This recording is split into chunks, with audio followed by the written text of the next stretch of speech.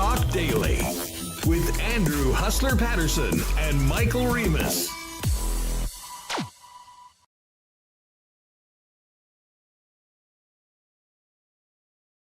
Welcome to this edition of Winnipeg Sports Talk Daily. Michael Remis still in the host chair for Hustler.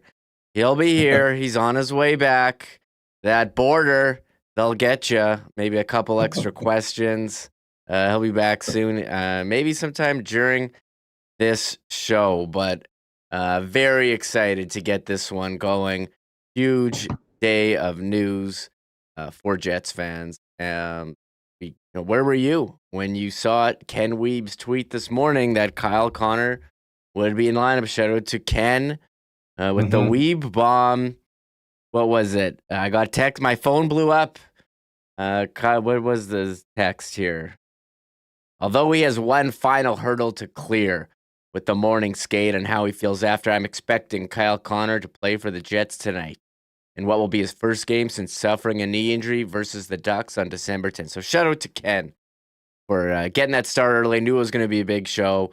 Welcome to everyone here in the chat, Winnipeg Sports Talk. We're here every weekday, 1 p.m. Central Time.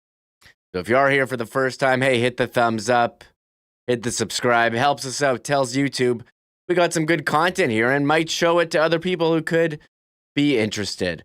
We can't do this show without the listeners here. You guys in the chat, what's up? I see everyone here. Get Her Done, Paul Odette, Mary Jane, Travis, Kyle Connor with the C and the K reverse, Todd Fertani, Schickster. What's up, guys? But here, I'll give a shout out to the sponsors too. Canadian Club, Modern Man, Manitoba Battery, Winnipeg Jets, Wallace & Wallace, F Apparel, Little Brown Jug, Boston Pizza, and Coolbet. And here, he's on a tight timeline here. I really appreciate him joining on short notice from Jets TV and Ground Control, not Runway, Ground Control. Don't get it mixed up. We did last time. Jamie, I know there's a new episode coming out of Ground Control. What's up, Jamie? Thanks for coming on. Great to see you here. Hey, I don't see you in the. I only got like a camera with a line through it and some circle with what looks like a ninja throwing weapon. There you are, Remis. I thought you were joking with me, and I wasn't actually on air. Yeah, what's up, Jamie? How do you feel? Okay, where were you when you found out Kyle Connor was returning, and what was your reaction? How pumped were you? So I walked into the office and everyone was talking about the Ken Weeb tweet. You know, that's what happens every once in a while around the office. Weaver's going to drop a bomb here and there. So Ken Weeb. So congratulations. Same with you. Shout out to Ken Weeb, one of the hardest working good guys out there with that information. I am considering of who's out of the lineup right now with Mark Scheifele, of course, being put on IR retroactively a little bit here. So until January 12th, I believe. Just excited because I'm impressed mostly by, we heard the 6 to 8 week timeline. Kyle Connor is ahead of that timeline. And I think we had a good indication that he was going to make that milestone by getting ahead of the 6 to 8 week timeline because he had been skating, took part of practice, didn't have the non-contact jersey on. You know, you watch him skate around when he did have the non-contact jersey on. You're like, he looks pretty good for a guy that had a knee injury a little while ago. So full credit to Kyle Connor, clearly the medical staff here with the Winnipeg Jets getting the job done and making sure the Jets' leading goal scorer is available for tonight's game against the New York Islanders. So pretty excited. Just curious how the whole lineup's going to shake out because we're not sure if Gabe Balharry's going to play. He's sick right now and didn't feel well, so they sent him home. So he's a question mark for tonight. And then if he comes in the lineup, there's going to be some movement. Of course, Scheifele has to be put on IR because Kyle Connor is coming back to the lineup. So it all remains to be seen. Still some mystery, some intrigue ahead of the game against the Islanders here tonight for the Jets, Remis. A lot of intrigue, and the Islanders doing the classic Minnesota-Winnipeg doubleheader, losing yesterday to Minnesota. Big bounce-back win for Minnesota after getting pumped by Arizona. Okay, I wanted to ask you this. You know, when you hear a guy, and Kyle Connor first started skating December 31 in a yellow jersey. The injury was December 10. It is currently January 16, 5 weeks later. A lot of math here, you got to keep track of. 5 weeks later, and he's back before the 6 to 8 week timeline. When you hear of an athlete coming back before the timeline, What comes to mind? Which is there one in sports history that that you think of?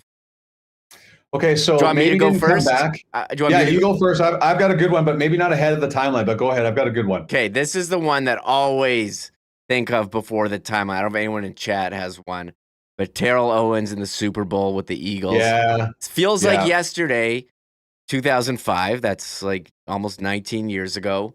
Now he had they said 10-week with the ankle injury, and he came back after 7 and over 100 yards receiving in the Super Bowl. That's an all-time performance. Yeah. No one remembers that. Everyone remembers Donovan I McNabb remember that. puking.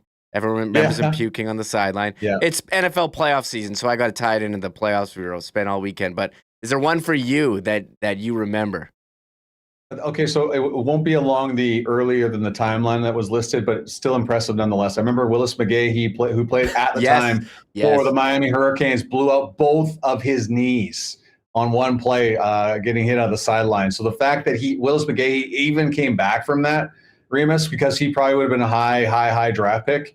The fact that he ended up coming back even to play in the National Football League, to me, blows me away. But anybody that comes back from a knee injury that is as bad as McGahee's was, or any type of injury like that, still impresses me to this day. And this is a full testament to Kyle Connor. And he said today, and I know you're going to play this a little bit later. Yes, it's a little preview. He said that he wanted to get on the ice as soon as possible. So that's full testament to him, and of course the medical staff and training staff for being able to make that happen. But Kyle Connor, must have been hard for him to watch, but also easier because the Jets had played so well in his absence. But the fact that he's still leading the team in goals and he's missed all this time goes to show you how elite of a goal scorer that Kyle Connor is. Yeah, and I shouted to the chat. A couple people bring up Kurt Schilling, bloody.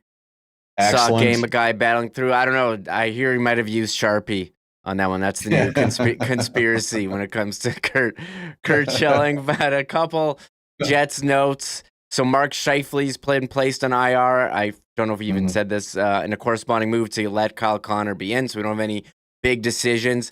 That's retroactive to January 12. He could return Saturday against Ottawa. You mentioned Gabe Vilardi. He did not practice. Under the weather, expected to play. And Hellebuck starts as he continues his Vezina campaign. We have the lines today.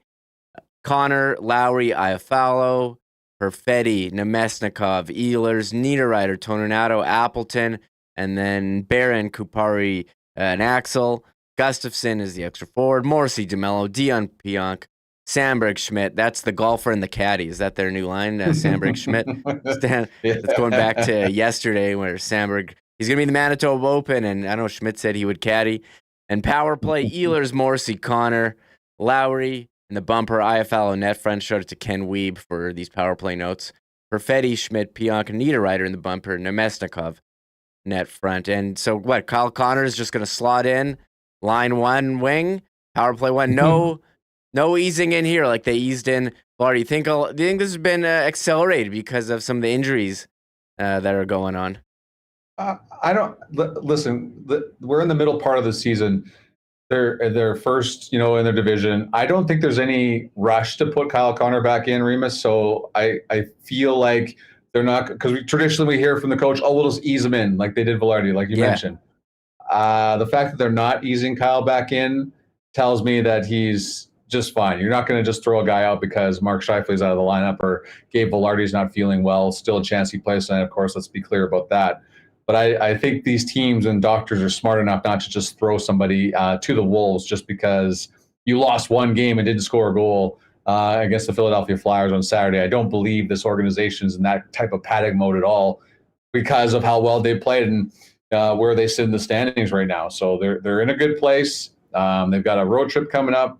They got 3 days before their next game after tonight. You play Ottawa in the afternoon on Saturday. You got a game in Boston on Monday. You got a game in Toronto on Wednesday. Then you don't play again until the following Saturday. So there's plenty of time here. So I don't think there's any rush. And then, of course, the All-Star break and player break after that. So it's Kyle Connor's in the lineup because he is able to go, not because the Jets are desperate in any type of way. Yeah, no concerns. And I always said, Blake Wheeler said this, if I'm in the lineup, consider me 100%. And they're not going to put a guy in, as you said, look at the standings. We haven't done our daily affirmation, basking Bring in it the up. glow of the standings. We're sorting by points percentage Who is because that? yeah, we're sorting by points percentage because this is what makes the Jets look the best. Yeah. 7-1-4, highest in the league, and we can go down. This is the division title watch, Jamie. There's 1 point ahead of Colorado. Colorado's got 2 games in hand, and they lost yesterday. So shout out to Montreal for taking down the Avalanche. And they're even got look at this gap between the Jets and Dallas. 5-point gap, same number of games played. I mean, really impressive stuff. I know you have to go. I've kept you longer. We'll get to the clips, but gotta be pumped about how they're going. Listen, Remis. The whole show should be based on next guest. Where's Hustler? Like, who phones in and says they're at the border? Like, I get a call from him. I'm like, listen, I don't want to hear your crap. I know the Chiefs beat the Dolphins.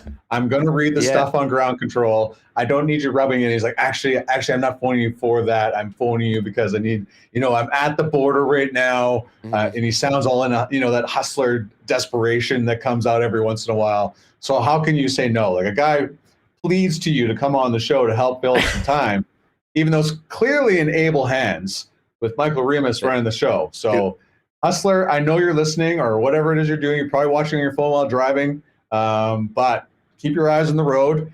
Get to the station or whatever it is you call it and start doing the show. Remis has filled in enough. He's done his part. Start being the host of your show again, chief loser. Yeah, so, Hustler's on his way back. He's in the car, away from Kansas City, and I went to Kansas City and froze myself. Watched the playoff game. Isn't that crazy? Yeah, I drove 14 hours to sit in the minus 25 weather and watch a football game. I mean, I don't blame him. Who's smarter, Remis, him, or you and I watching at home? Yeah, I hear. And to be clear, you're a Dolphins fan, and you did challenge Hustler to a bet where he would have had to come on here and wear a Dolphins jersey. If I had the Dan Marino Classic all ready to go. But everyone knows Dolphins can't swim in ice, Jamie. So They cannot. So I will always bet for them. I will always bet for them. I will always put myself out there. I have lost many a bet. I lost Super Bowl. It was 1985. Remis is my last story before I go. I had a whole bucket of hockey cards, the blue OPG ones. Yes, that's Wayne Gretzky's rookie year. Nice. And I bet the guy the Dolphins would win the Super Bowl over San Francisco. I lost. I had to give him 50 cards. 50? So I had to reach into this hand, 50. Reach in there. I have no idea how many Wayne Gretzky rookie cards were in that pile that I gave him. So many. They were all probably Gretzky. 12. They were all Gretzky rookies. They're probably like, it doesn't matter. Here's your 50 cards. It doesn't matter. So they've been killing me since 1985, and we continue to go on struggling. So I will read the prepared statement written by Hustler, and I will wear the Chiefs jersey. Obviously, that's not going to happen on this ground control, but the one coming up. Okay, so stay tuned to Ground Control with Jamie and Tyler and whoever guests they have, and you're gonna be wearing. Pionk's our guest tomorrow. Yeah, big Vikings fan. I'm thinking of think about which Jets are in. Mason Appleton, big Packer guy. Yeah. They're in. Orlesky's a Packers fan, so I think there's only 2 Packers fans in the whole organization. Oh, okay. Yeah, pretty much everybody else is a Vikings fan. So yes. Neil tells the story about watching the game with because remember Appleton came on the podcast, said I can't watch a game with Pionk because we'd fight. Yeah, they actually did end up watching the game and they didn't fight. So all right. Well, enough about us. We'll get to the clips. You have to go, and I have we'll hear from Kyle Connor, the man of the day, Jamie. Everyone's talking about him. So, all right. Well, thanks a lot, Jamie. And anytime, buddy. My pleasure. Appreciate it. There it is, Jamie Thomas. Jamie Thomas TV on X, formerly known as Twitter. That's what you have to say now. You can't call it just X. No one know what you're talking about, and it's not Twitter. There he is in Ground Control podcast. So great talk with Jamie. Came on last minute. Hustler on his way back. When will he return? We should have like a timer in the corner, but this is all very last minute, and I didn't have time to set up. I got all these clips ready. We're gonna hear from Kyle Connor, the man himself. 5 weeks ago, he was injured in a collision with Ryan Strome. And he's back here. They gave him a 6 to 8 week timeline, and he wanted the question posed to him, I'm sure, He loved coming and meeting all the media. He said, did he surprise himself coming back early? That was the question. Here's Kyle. It was never in my mind about the timeline. It was just all based on how I felt. Obviously, those are just kind of suggestions. First kind of look at what it is, and every day just continue to get better. And obviously, a testament to the staff here and what they were able to do. And so I feel great. I mean, there's no discomfort or pain, and been skating for quite a while. And that was obviously something that was I was adamant about, was getting on the ice earlier than maybe usual. But I think that's just a function of what we do, and we skate. So it's any chance I could be on the ice, whether it's just touching pucks, I want to get out there as early as I could. And there he is, Kyle Connor, talking about wanting to get back on the ice. Well, Hustler told me, and what time was it, like an hour ago? He's like, yeah, I'll be there at 1:20. So shout out to Jamie, and he is here. I'm going to bring him on in a second. I just got to get this all set up here. One sec, Huss. I see you in there. Hold on. All right, let's do it. Huss, welcome to Winnipeg Sports Talk. This is me handing the keys over to you. There's a document. All the clips are in there, numbered, ready to rock. Let's hear about your last, what was it, hour about the border? What's going on? How are you? You're the best, buddy. Let's hear about the game. Thanks for holding it down. Shout out to Jamie Thomas for jumping on as well. Yes, KFC is back, and I am back.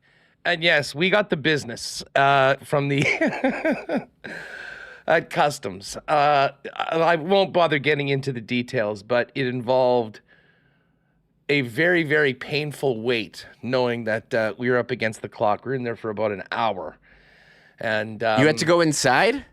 Inside. Oh, they pulled you in. Have some speaks with the fine people protecting our country at the longest. What is this? The longest unguarded border in the world. Okay, I got a question for you though. When you went to the U.S., how long was the wait? They let you in, no problem, right? 45 seconds. Me and you, when we drove to Fargo, it always amazes me that they give you a harder time coming back to the country that you live in than visiting another country. I don't know how any of this works, but that has always amazed me. It's like, I live here. You should let me in. And like, you go to the U.S. and they're like, yeah, what are you doing? We're just going to visit. Oh, sure, come right in. Listen, I haven't been pulled in years. It was surrounding a package that was picked up by my pal Greg for a friend, and then we mentioned, we picked up this package, and then all of a sudden the questions started. It was what was in it? Can you say? Well, we won't get into what it was, but we learned many new rules about what you can bring in and what you can't bring in. And the ironic thing about this, because we had to get out of there, 95% of this package was left at Customs, and Greg's pal that needs to get this thing, I guess he's on his own. It may be lost forever to the government of Canada, but I need to hear more. Enough about that. We will talk more about about the trip and the game later on at the end of the show. A lot of intrigue here. There's a lot going on. But hey, you know what is weird? Listen, obviously this last run by the Jets was just, it still is incredible. I mean, they lost one game. But I was thinking about this on the weekend, Reem, and I have to go back and check. But last year, I went to KC for the AFC Championship game. So that's 2 weeks later than this past weekend that I was just gone. And the Saturday night of that weekend, we went to a great hockey bar in KC called the Blue Line that has the full center ice package, and we got the game on. And the Jets were shut out by Philly at home. I believe it was 3-0. And then 50 weeks later, on another Saturday night, even while they are the hottest team, or we're the hottest team in the league, I guess along with the Oilers, who have been red hot, a 2-0 shutout loss. And I guess now it's time to bring KFC back into the fold and start another winning streak tonight against the New York Islanders, who got absolutely pumped last night by the Wild, of all teams. Yeah. I agree. I'm having a lot of flashbacks here to last season. You mentioned Saturday loss to the Flyers. Also, Matthew Leibl's coming up, and we had him on around this time last year with the Jets about to go on the Eastern road trip. And I asked, and we're all pumped. They're in first in the conference. And I said, Leibl, aren't you pumped about the Jets? And he said, they're not for real. And that was the start of the Leibl curse. So it's nice to have him on a year later and get his thoughts on the Jets. And so he's coming I know up. there are probably some people, if they missed Leibl's visit with us at the start of the show, I mean, he had to live with that appearance. Yeah, the start of the season. Many people had said that he had cursed the Jets. I know. But then, if we recall, the Rabbi came on with us at the start of the year and gave a blessing to the Jets and all of us in the chat, WSTers, Jet fans alike. And I will say this, his blessing, the positive vibes of the blessing have, well, it certainly hasn't hurt because this team is still in first place in the Central Division, still sniffing at number 1 overall in the league. And I would say this, Reem, I know you probably got into this with Jamie. Great to get Kyle Connor back a little bit ahead of schedule. I mean, I, for one, kind of thought that we'd be talking about Kyle Connor coming back after the All-Star break. But with Mark Scheifele out right now and obviously retroactively going on IR, so they don't have to make any roster moves right now. Certainly great to get that offense back, but very important to get Mark Scheifele back over the course of the next bit. And I know we'll kind of chop this up with Mike a little bit later on. We've been waiting for a very, very tough decision for Jets management at what point that is going to come. It sounds like that's going to come on the weekend as Mark Scheifele is hopeful to be in for the game against the Ottawa Senators on Saturday afternoon. We'll have a couple days of practice to get going. And at that point, I mean, when you look at what all of the guys on the roster right now have done, game in and game out, that is going to be excruciating. And to be honest, and again, this is why they have the waiver rules as they are. Very, very deep teams sometimes take sometimes you lose a valuable member of the squad. And I'm really interested to see how that goes. But as I said, Scheifele can't get back into the lineup soon enough, if you ask me. Yeah, I mean, he's the leading point getter. Right? It's you look at Saturday's game, you're missing your top goal scorer, you're missing your leading point getter. Certainly going to be tough for any team. Ehlers been banged up. He was missing practice. He did practice today. Balharry, we know he's under the weather. He missed practice, but is expected to be in lineup. So it seems like there's something going around, and if you're in the city, you've kind of felt that as well. But the Jets are going to have to power through, and thankfully for them, this is part of the schedule where they do have the luxury of a couple days off here after this game. After this brutal stretch, 9 games in 15 days. No wonder these guys are getting injuries, and so you get a couple of days off, and then you have a bit later. Like you got the Boston game Monday, then Leafs, then a couple days, then Leafs, and then it's the All-Star break. So they're kind of in the home stretch here, and you'll have some nice time to rest and recover, but they need guys back in the lineup because they got to maintain here. First place, teams are coming for you, but shout out to Montreal for taking down Colorado yesterday. A lot of people in our mentions bring up Yoel Armia, former Jet, with a big one yesterday evening for the Canadians. So big. So we're keeping track, but the Jets, they're in a good spot. Hey, 1 loss in 9 games, pretty good if you ask me. Yeah, no doubt. Time to start a new streak tonight. Winning streak against the New York Islanders.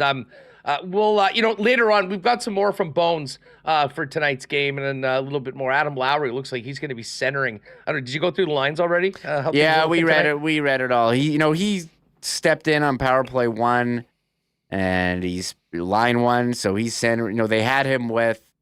You were about to say it. Sorry, they had him with Lowry and he is Lowry. The Connor and I follow, but we'll see what happens with Balharry. They assume he's going to be. They expect him to be back. Yeah, and as we say, I'm here for a little Ehlers and Perfetti together again with Nemetsnikov, if that's the way things look tonight. But again, there was no Balharry. They're hopeful that he'll be able to go. So those lines will look a little different. All right, and by the way, shout out to you, Reem, and Connor for doing a great job yesterday holding it down coming out of the weekend.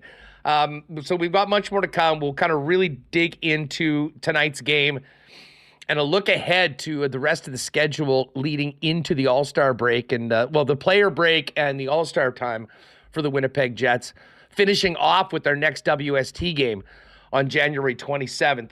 Mike McIntyre coming up in just a couple minutes. But yes, the sports rabbi himself, our good friend Matthew Leibl, jumping on in just a minute.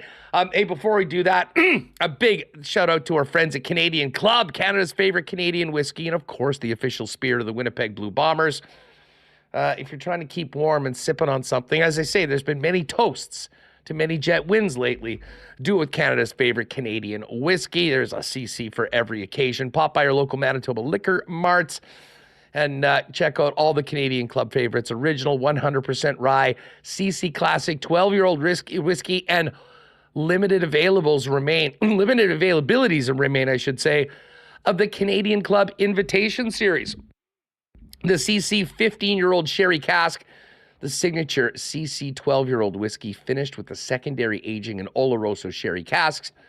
All the hallmarks of classic Canadian Club with the added richness and sweetness of sherry.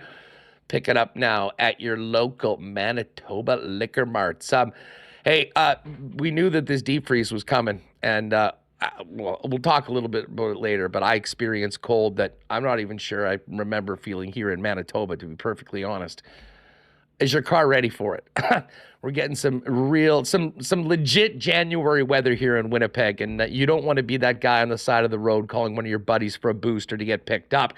So make sure your battery's good to go. And hey, the best place to do that is Manitoba Battery. Best prices in town, shopping local. And speaking of delivering things to you, they'll deliver it to you for free with any purchase over $60. It's just that easy. And don't forget, coming up next month, new location for Manitoba Battery out in the south part of the city, 452 Dover Court. We'll have info on sales and grand opening specials coming as they get closer to opening the doors on Manitoba Battery, second location down there on Dover Court. Again, all your battery needs, Donnie and the gang got you covered. ManitobaBattery.com or 783-8787. And I got to give a big shout out to our friends at Modern Man Barbershop as well. Guys, new year, new you.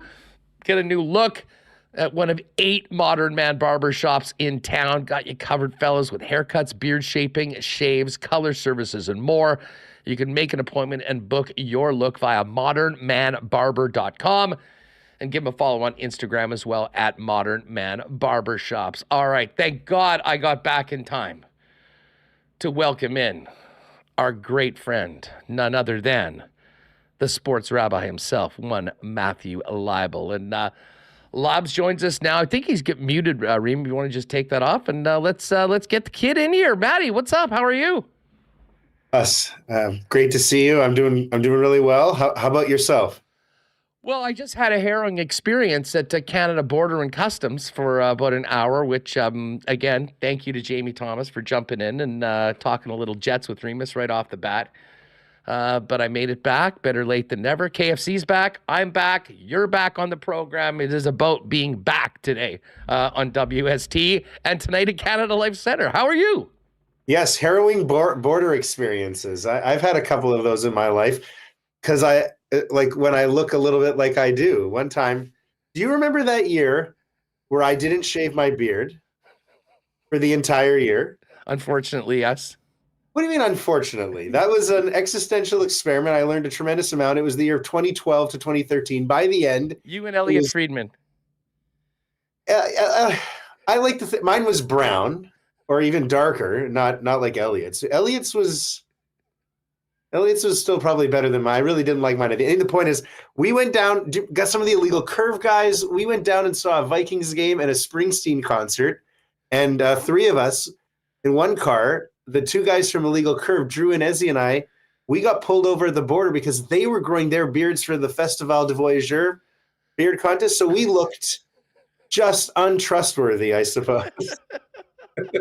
I don't know what happened to you. I didn't catch that. I'm glad you're back. Yeah, what a story. What a way to start your show, though, live. Yeah, Bye. it's the you know what, and Radio it's great TV. to have a partner like Reem. The show goes on.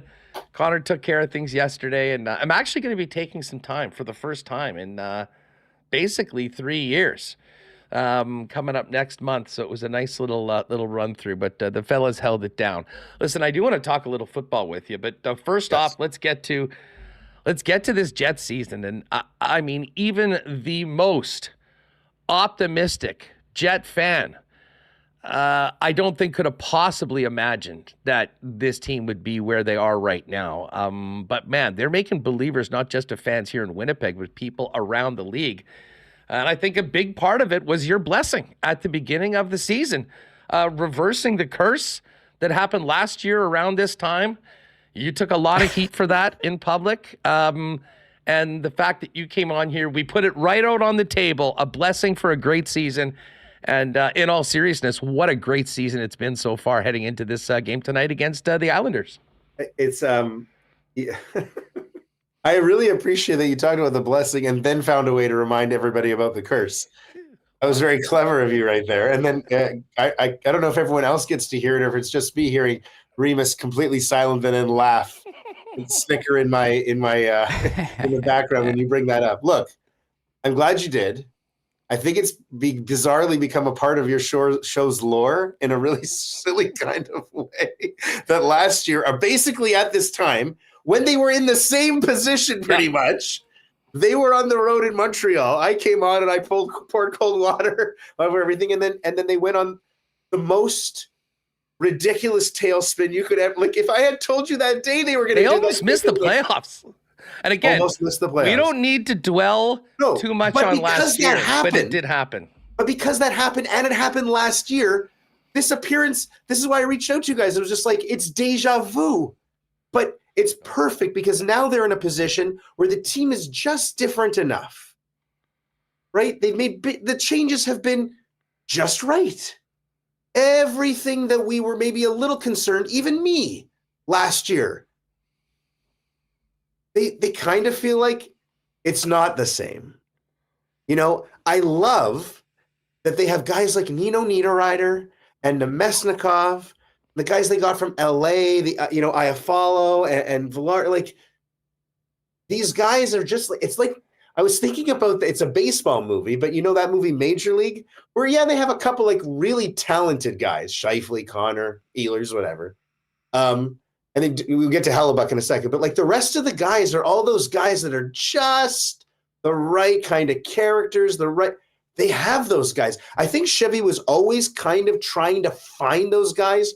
Olli Jokinen, Drew Stafford. Sometimes they worked, sometimes they didn't work.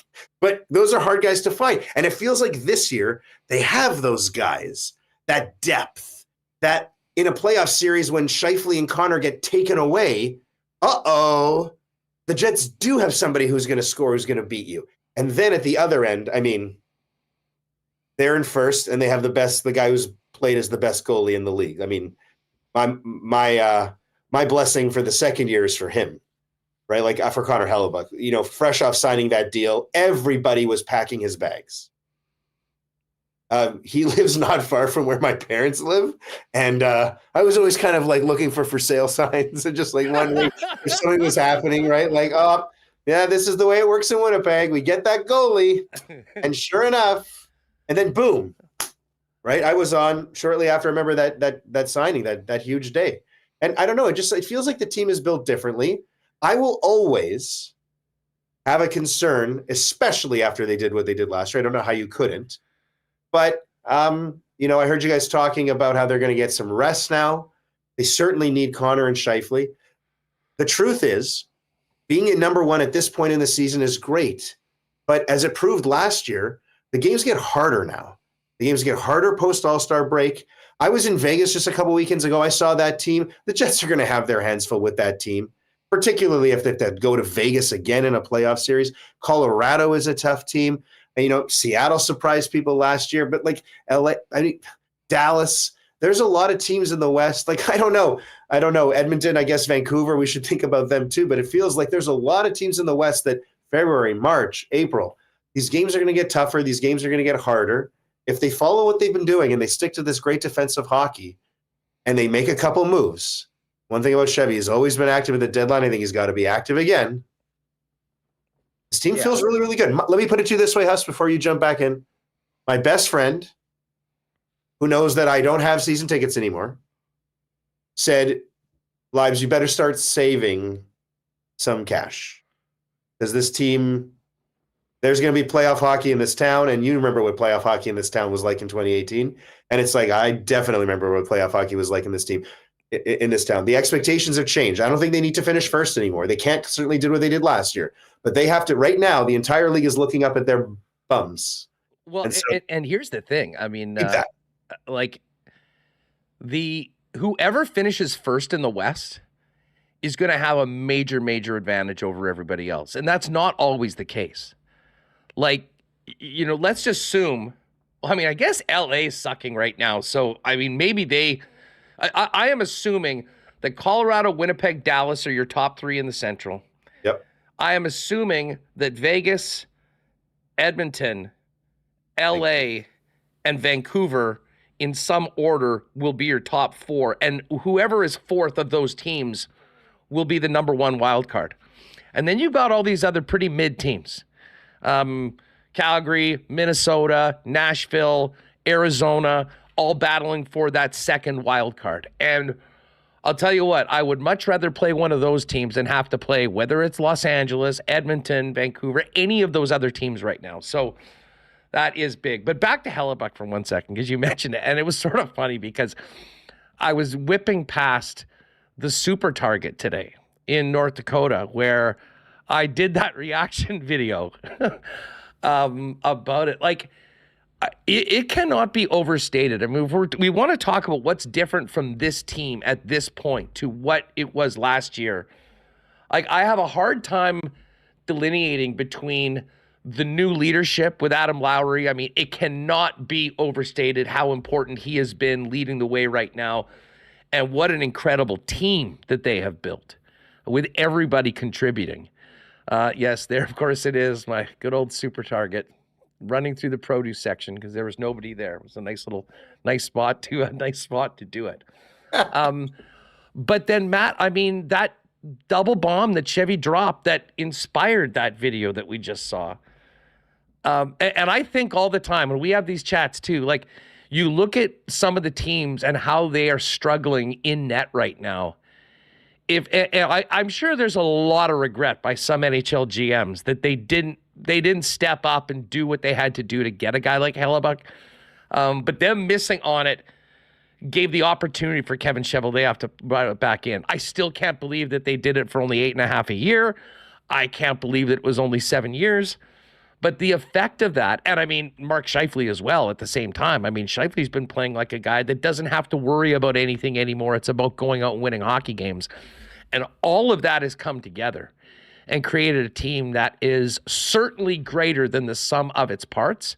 And that's a big reason why we, for the first time ever, are talking about a team that has been in right there at the top of the entire National Hockey League standings. The loss on Saturday to Philly notwithstanding. I'm telling you, man, they feel like one of those like cast of characters teams from those sports movies. I love them. I think they're great. I'm really, really excited. I'm really happy for the I'm happy for the organization because in the fall we were talking about an empty building. Oh my God, they needed it so much. This is so important for that, for the city. Right when it starts to get cold, we're all going to be inside watching hockey. Finally, it's going to be great. It's really a wonderful time to be a Jets fan, to be in Winnipeg. This is always such a great feeling in our market here. It's always really positive. That's why it was so funny last year that people thought that A, I had the power, but B, that I would ever have the inclination to curse this team. I've lived most of my life here. I choose to live here. We're watching these athletes who they need the right combination of guys who either tolerate or actually enjoy living here when they never thought about it in a million years. We all choose. We were all born. This is our town. This is our thing. This this is the closest to that sports glory of North America that we will ever get. My friend, he's telling me, Tommy's talking about saving money for playoff tickets. Absolutely. But then, he floats this idea, like, could you imagine being the first Canadian team in 30 years to win the Stanley Cup and being the Winnipeg Jets? Like, that fact that we're allowed to dream that again, the fact that could happen again. When I was a little kid, that was taken away. I mean, they didn't play well enough to ever compete, but idea was taken away. We have that idea. We have it now, and now they're leading the league.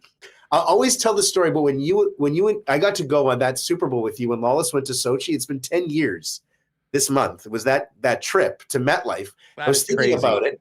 I remember arriving at Radio Row with you, and you guys had talked about Radio Row year after year. I was working there and hearing about it before, and we went to find where our booth was, and because of the alphabet, Winnipeg was the last in the list, and it was spelled wrong. I remember it was spelled like W-N-I-N-N-E, Winnipeg, and we were last. And it's like they could have cut off the list. No one would have noticed. But like, is that a picture of us from there? That is us. The my Rabbi and Hush. That's you with Linda Cohn. And Linda Cohn.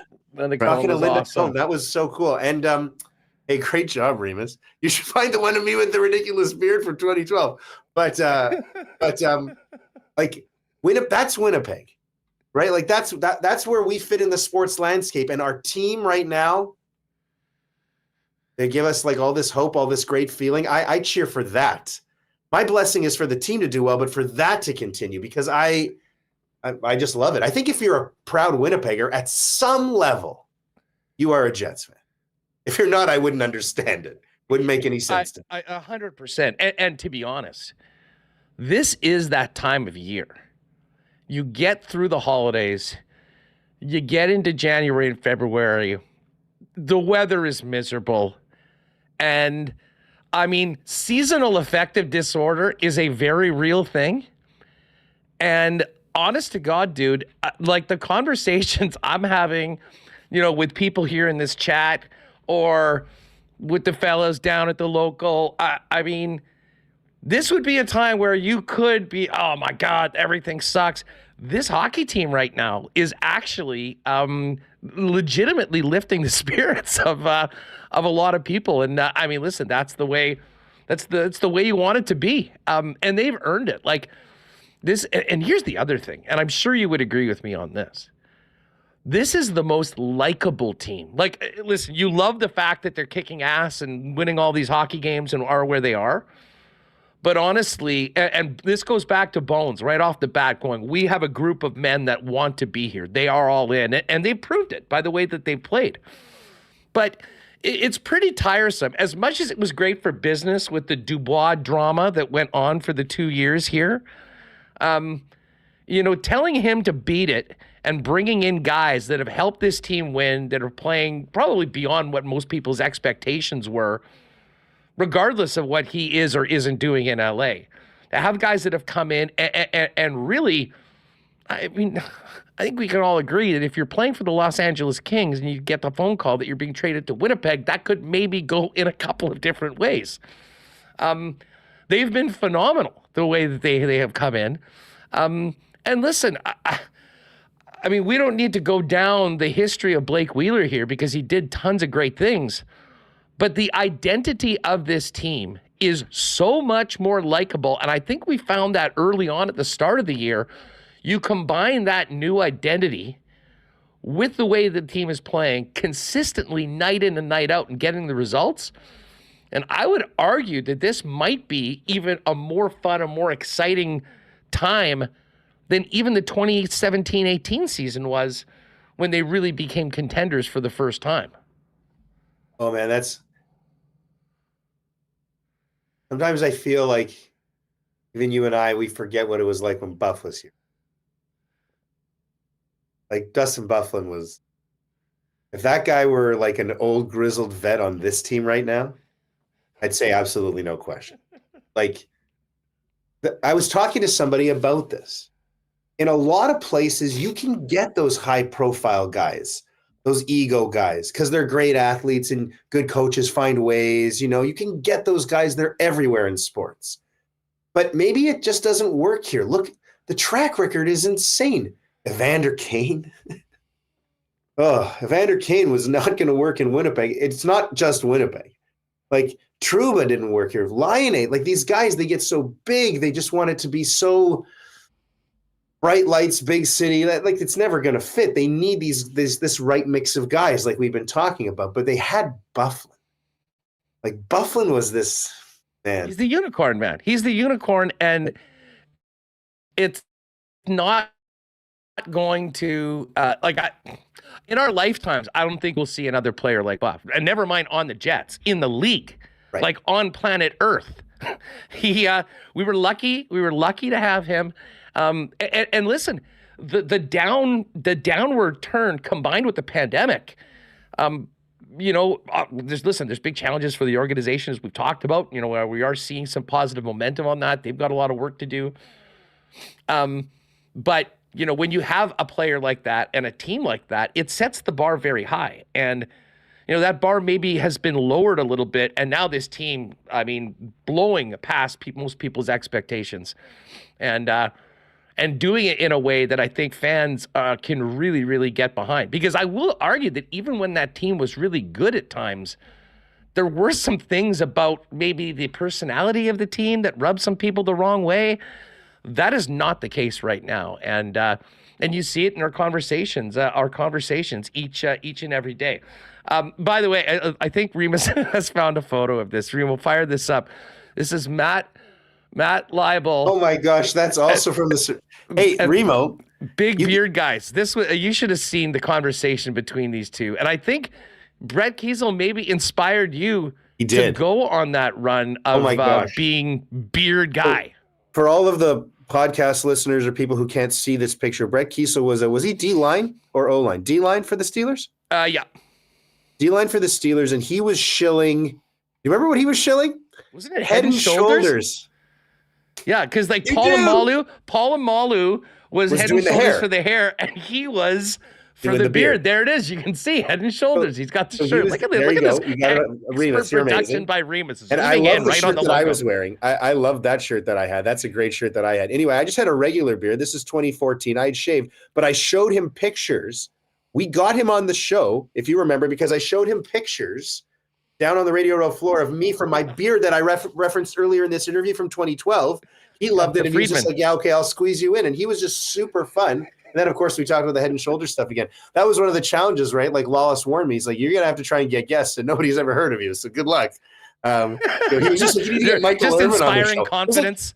I was like, I couldn't even get close to Michael Irvin. Like, he made it sound like you just walk up to Michael Irvin and invite him over. It's like, I couldn't even get anywhere near him. Gary, I will say this. He was amazing. Gary is the ultimate bulldog. And amazing. does not care who else is around. He will get in there. And listen, some of the best. My favorite, I was thinking about this quite a bit because in the aftermath of the Dallas Green Bay game on the weekend, I've never turned any notifications on, like of any tweets, like of anyone. I turned on Stephen A. Smith notifications because I was so excited to see how Stephen A. would handle this. And Gary went up and got in and got Stephen A. on the program. I think that was the Phoenix one, if I'm not mistaken. Wow. And it was it was awesome. Yeah, there it is. Leibl coming in. Hey, Mike's coming up in just a couple minutes. We've continued the blessing. We've talked about the great things to be appreciative of this hockey club right now. Let's quickly get to football. I am interested in, of the 8 remaining teams, Matthew, who has your support in the quest for the Lombardi Trophy? Wow. I've spent the last couple of days thinking so much about the weekend that I haven't gotten there yet to even kind of wrap it. I'm still kind of a little bit in denial. Stage 1, the stages of dealing with like traumatic illness or death or denial, anger, bargaining, etc. Who are you trying to deny? The Cowboys? I still can't believe, as a football fan, how disappointing the whole weekend was in terms of just blowout games, You didn't get, I mean, like it was, I guess if you're an individual fan of the Packers, you were great, but like, I don't know, man. Rams Lions was a great game. That one was as advertised. And last night, I guess, was close, kind of late, but only because Philly just really sucks. But I mean, Philly fell apart. Dallas fell apart. The Browns couldn't even be competitive with their defense. I mean, it was just like, oh, that first game was a dud. And then Dallas got blown out. I was like, all these games were over by half. Okay, that's not what you asked me. Man, it's hard to pick because both conferences feel very different. The AFC just feels like 4 heavyweights. Like, I don't know, man. Hey, by the way, just quickly, while you ponder that, let me, because I see some people already throwing it into the chat. Let's make this the why not question of the day today for Not Autocorp over at Waverly and McGillivray. Who, with 8 teams remaining, who are you supporting? Like, who do you want to win? I think we all agree the Niners are certainly the favorite. The Ravens are the favorite in the AFC. But the favorites don't always win. So I'm interested in like who's the popular vote is going. Listen, a couple of people in on the Lions. I like the Lions. Packers, Chiefs, Bills.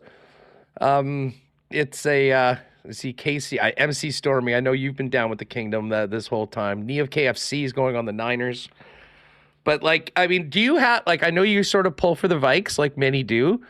I mean, sort of. I used to love the Pats in the Brady days. You remember that? You and I got many disagreements about that because of your biases, and your hate for the GOAT. I mean, I never understood that. But on everything pretty much else, the GOAT. I'm hoping he beats the Bills next week in Buffalo. Right. Stop it. Don't start that now. Don't start that here. I'll be honest with you. I heard somebody give an interview that until somebody knocks off the Chiefs, and I think they're right, because in the AFC, as great as those teams are, like I said, 4 heavyweights, the Ravens are incredible. The Bills, what a turnaround. This is the best way for the Bills to play. Stink at the beginning of the year, fire a coach, turn it around, charge into the playoffs, run over everybody. I mean, like, just absolutely incredible. Till somebody Houston's a good story, but until somebody dethrones the Chiefs, I think that they are as good as any team. They've proven that they will rise to these occasions. And like you said, favorites don't always do that. Not every. So to me, in the AFC, it is the Chiefs to be knocked off, regardless of seeding. How in the good NFC, is that game on Sunday going to be? Sunday night. Oh my gosh! Bills. Like everyone's like, it's in Buffalo.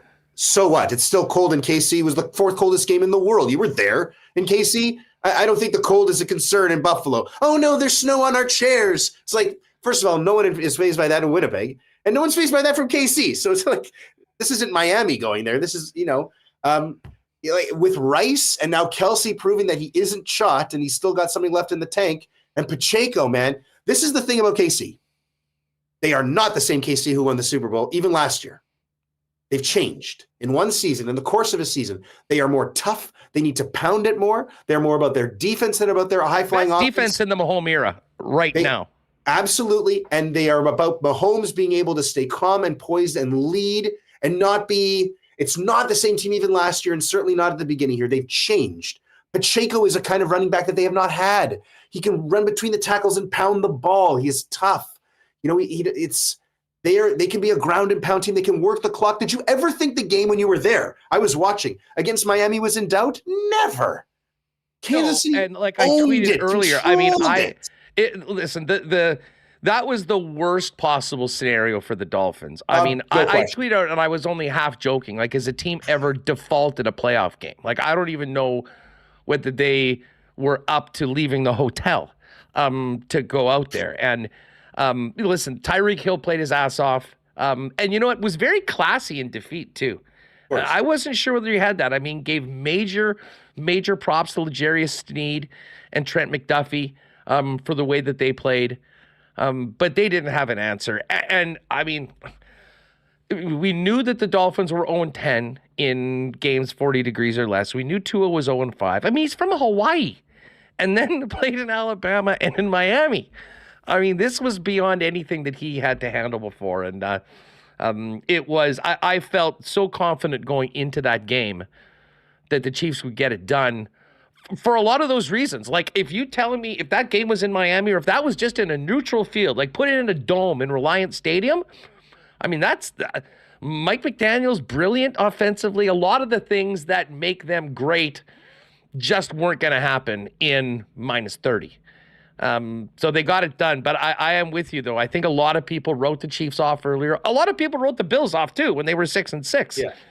Which is why this game is going to be so fascinating. Listen, Mike's coming up right away, but just a very quick comment from you on the choke job at the Dallas Cowboys. I mean, is it Dak? I mean, I said on the program, just wait. I mean, this has a Mike McCarthy blow up written all over it, and it happened again.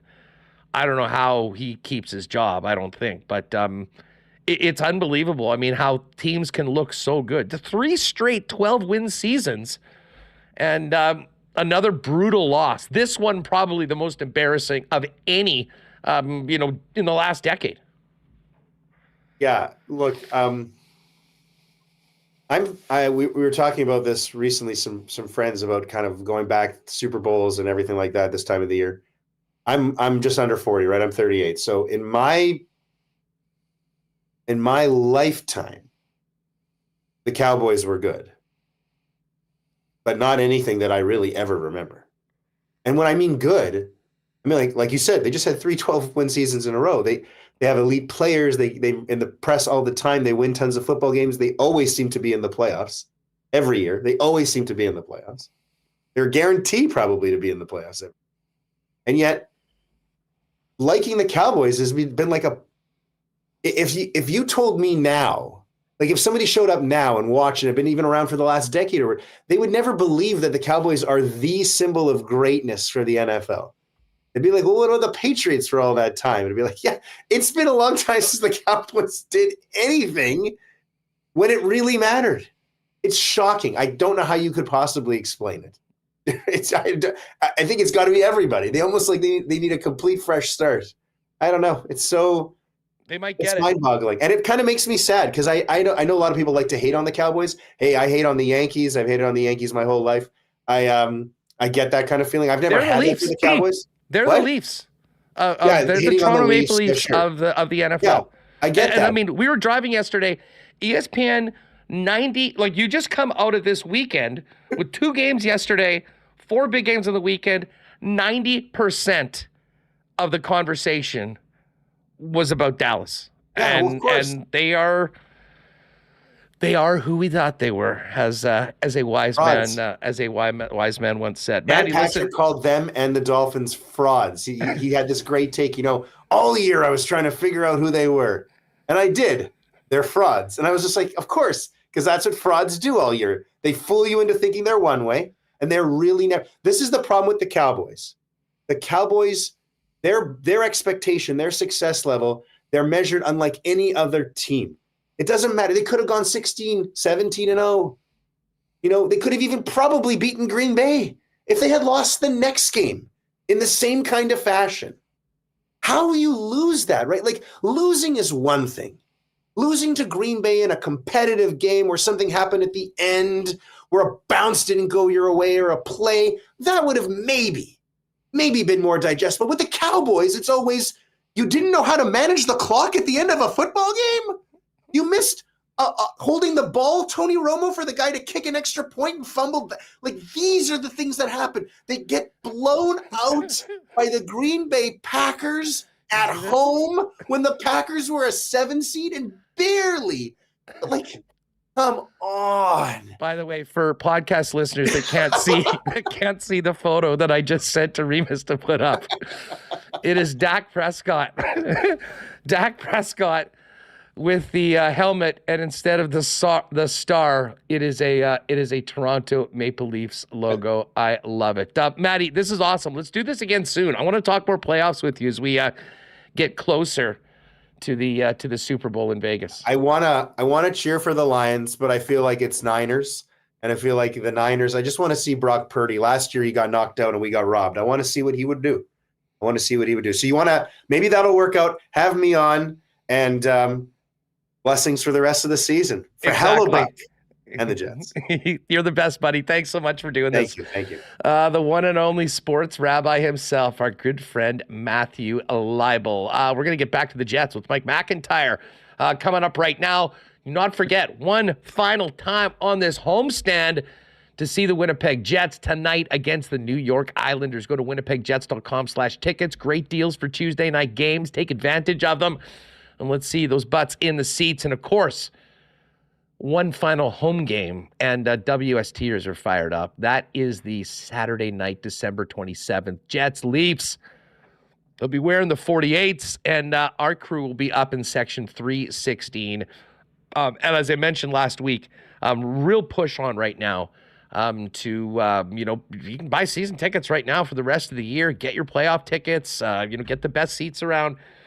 They would love to help you out if you've sort of been on the fence or now kind of coming around to realizing the importance of supporting the team through buying tickets, and not to mention the product that the team's putting on the ice right now. As I said, winnipegjets.com/tickets. You give them a phone call to speak with someone in customer service about getting you or your company into some seats. I got to give a shout out to Wallace & Wallace, Winnipeg's fencing and overhead door specialist. Hard to believe that we're now into 2024. They have been serving residential and commercial customers in Winnipeg since 1946. You've seen the fences and trucks all over the city. Many people don't know that they are the leaders in overhead garage doors with the largest selection in Manitoba. And of course, able to help you out right now because this is the most stressful time of the year on your garage door. And the right time to prevent downtime this winter is now. Give Wallace & Wallace a call to book your inspection and maintenance service. Call today for residential and commercial overhead door sales and service. There's only one name or two you need to know, and that is Wallace & Wallace. And hey, New Year, speaking of new you, fellas, looking ahead, if you realize that you need to up your menswear game, only one place to go. That is F Apparel over at 190 Smith Street downtown. Beautiful, made-to-fit custom suits starting at just $400, along with chinos, golf pants, custom shirts, both tucked and untucked styles, and the biggest and best selection of menswear accessories in town. And hey, if you are getting married this year or in a wedding party, make sure to talk to Andrew, Alex, and their great staff about a 15% discount when the wedding party gets their suits at F Apparel. Pop down and see them, 190 Smith Street downtown, or make an appointment at F, that's EPHapparel.com. All right, back to... We'll talk a little more football, tell you a little bit more about that experience at Arrowhead on the weekend. But let's get back to the Jets and welcome in Mike McIntyre from the Winnipeg Free Press. Mike, what's going on? How are you? I'm doing great, Huss. Welcome back to the Peg. Looks like you had a great time. I was following your adventures, and nice to see a win, of course. Glad you made it back safe and sound. That was some pretty wicked weather, actually, all over the U.S.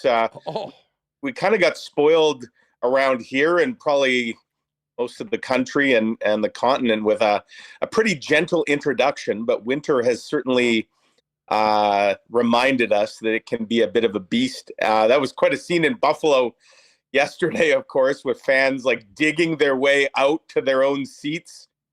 I get that. It was a challenging time. You think given the price you pay for a playoff ticket, one might expect that they would have had someone digging your seat out for you. Not getting fans to show up and do it themselves. I mean, this is the NFL, $1 billion business. And that was, listen, we all love the league and the games and everything like that, but that is a bit of a joke. And I know they had to play the game. Once you get to moving that thing to Tuesday, then you're probably talking about a Monday nighter instead of, the game being on Sunday. And even still, there is a bit of an advantage for the Chiefs having the 2 extra days of rest as opposed to what the Bills did. But those scenes of people just showing up and there being 3 feet of snow in their entire row was something I did not expect to see for a league that prints money. I wonder if you read the fine print on your ticket, I wonder if there's a subsection or a clause, other duties as assigned, that maybe covers them. Hey, it's good that the Bills won, because I was thinking with all that snow, that had the potential to get ugly if fans were surly. You could have had like the world's largest snowball fight, and there could have been a little malice behind it if things had gone south. Fortunately, the fans were in a good mood, weather conditions. Did you see in the fourth quarter when the Steelers were sort of trying to, make that comeback? Mason Rudolph threw to George Pickens in the end zone, and as the ball's going, a freaking snowball was thrown right at him. But hey, you know what? When you have that much snow in there, yeah, there's advantage as well.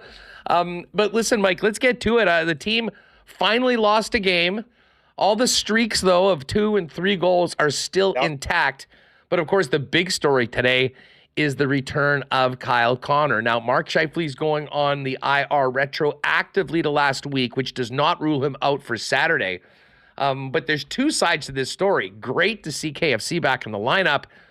But we have been waiting. At some point, we knew there was going to be some very, very tough decisions for a team when it comes to player personnel, because it's very hard to single many guys out that haven't been making it happen right now. And, as we get to that, if Mark Scheifele is going to be in the lineup on Saturday, assuming no one else gets hurt in tonight's game, this is somewhat of a crossroads. And I do not envy Kevin Cheveldayoff and Jets management trying to figure out who they expose or send down, because, particularly the guys that have come up from the Moose and Toninato and Axel Jonsson-Fjällby have been huge pieces of the team's success over this incredible run. Yeah, and if you're like the Chicago Blackhawks, who, they're struggling to just fill out a roster these days, they'll take pretty much anybody, with a pulse. I'd be a little worried if I were the Jets, assuming they have to put someone on waivers at the end of the week. I'd be worried that the Blackhawks would make a claim just out of desperation, and like you said, Huss, whether it's Toninato or Jonsson-Fjällby, those guys have looked right at home. And so if you're the Blackhawks or even a number of teams and you think, you know what, these guys have been a productive member of the fourth line on the NHL's best team, yeah, we can make room for this player on our roster. Because don't forget, if a team makes a claim, you can't just grab players off waivers and collect them like baseball cards. You have to, there's certain rules, including keeping that player on your active roster. But I got to think that there's a concern for sure if you're the Jets that you potentially could lose a depth piece just because of health. And we haven't even talked about David Gustafsson yet, who's also on IR. Interesting, Huss, he was also in a regular sweater yesterday. And so there's a second decision that could have to be made once Gustafsson is healthy, whether it's on the back end or a forward. Good problems to have, I suppose, but certainly under the category of problems. In the immediate term, you're right. People shouldn't get concerned about Mark Scheifele going on IR today. He's only going on IR because he's not playing tonight. The Jets don't play again till Saturday. The way it works with retroactive IR, it's just 7 days from his last game. That means they could activate him as early as Thursday. And so Mark Scheifele, if he's feeling good, and Rick Bowness was certainly hopeful that Mark Scheifele would be a player in Ottawa on Saturday afternoon. Basically, the Jets have just kicked the issue down the road a few days by activating Connor and putting Scheifele on IR. But they still have to deal with this at some point in the very near future. Well, the funny thing about this, Mike, is, we've had this conversation, the two of us, over the last few months, and it's really been something to start. We all thought that there'd be a real tough decision at some point when it came to the roster on the blue line. But right. but the way these guys have played and contributed while other players have been out, it's in fact a forward group. And we've talked all about just how deep this team is and how important every player on that roster has been. But I don't think 2 months ago anyone could have predicted that there'd be the amount of teeth gnashing of a potential exposure of two guys that cleared waivers already in Toninato and Axel. Right, and they already lost Jansen Harkins in training camp, right? So there's one less guy, and I think if you had talked in training camp as we did, who's most likely to get claimed, I don't think anyone was concerned about Toninato or Jonsson-Fjällby. There was probably concern about Jansen Harkins, and he did get claimed by the Penguins, and he's now found, it looks like, sort of a home on their fourth line. I think he's still got just 3 or 4 points all season. But yeah, and it just speaks to what the Jets' depth up front, because look, that's where the injuries have been this year. Other than Ville Heinola breaking his ankle in the final preseason game, the Jets have been the picture of health on the blue line through the first half. Obviously not the same story up front. You had Gabe Vilardi suffering a significant injury, Rasmus Kupari, significant injury. Gustafson's been out, Kyle Connor with his injury. Now Mark Scheifele is sidelined. Hopefully his isn't of any length. But yeah, I mean, it's the forwards that have kind of taken the brunt so far. And that's why, that it's the status quo on the blue line with kind of Stanley and Chisholm just seemingly entrenched as 7 and 8 and just doing nothing but press box duty during games. Different story up front. The Jets have a system that these guys have adapted to very well when they've come up from the Moose. Looking to tonight's game, Huss, like I'm curious to see who does come out of the lineup. We might have got a bit of a tell in the morning skate today. Alex Iafallo was on that top line with Lowry, going to be the center there tonight in Scheifele's spot, and Kyle Connor. I believe he's probably just a placeholder for Gabe Vilardi, and we likely see Connor, Vilardi, and Lowry, which would presumably be Scheifele, Connor, Vilardi once Mark Scheifele's back. To me, that probably means Alex Iafallo is not coming out of the lineup. So he's probably dropping down, I assume, to the fourth line. And if they're going to keep him on that right side, Janssen Fjällby would be the likely guy that gets bumped. And again, to your point, the conversation Rick Bowness is going to have with him, it's not anything to do with the way he's played or disappointment. It's just a numbers crunch right now. And, not everybody can play unless they go 13 forwards, which they won't. So he may be the odd man out. We'll see how it shakes out in the pregame skate tonight. Well, I have been, listen, you couldn't say anything about Lowry's line through the first couple months. I mean, they were just that good. And Appleton was playing, and certainly producing at a rate unlike we've ever seen. He has gone ice cold right now. Probably the one guy that's having major struggles in a number of aspects of his game. And I realize that Lowry is playing up. So, you're going to have Tony Nato in there moving up into the lineup, which I think also speaks to how much trust he's earned from the coaching staff.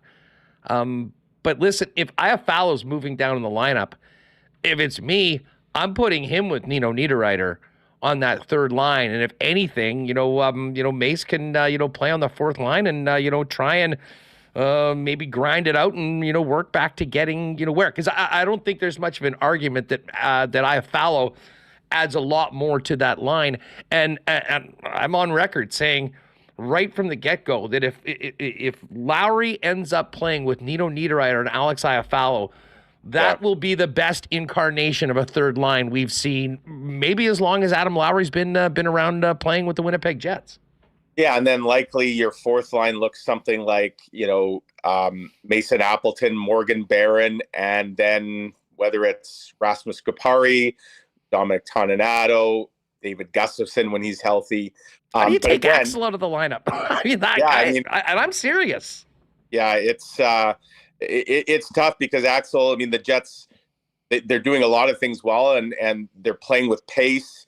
A guy like Axel Janssen Fjällby, no, he's not playing 20 minutes a game, but my goodness, every shift he's out there, he brings that pace up because he's got a motor that doesn't quit. And that is tough for sure, Huss, to take out of the lineup. I agree with you. I think Mason Appleton's gone really cold. And, right now I feel like with the way the lineup is, and look, there hasn't been a lot to criticize Rick Bowness and his staff about this year.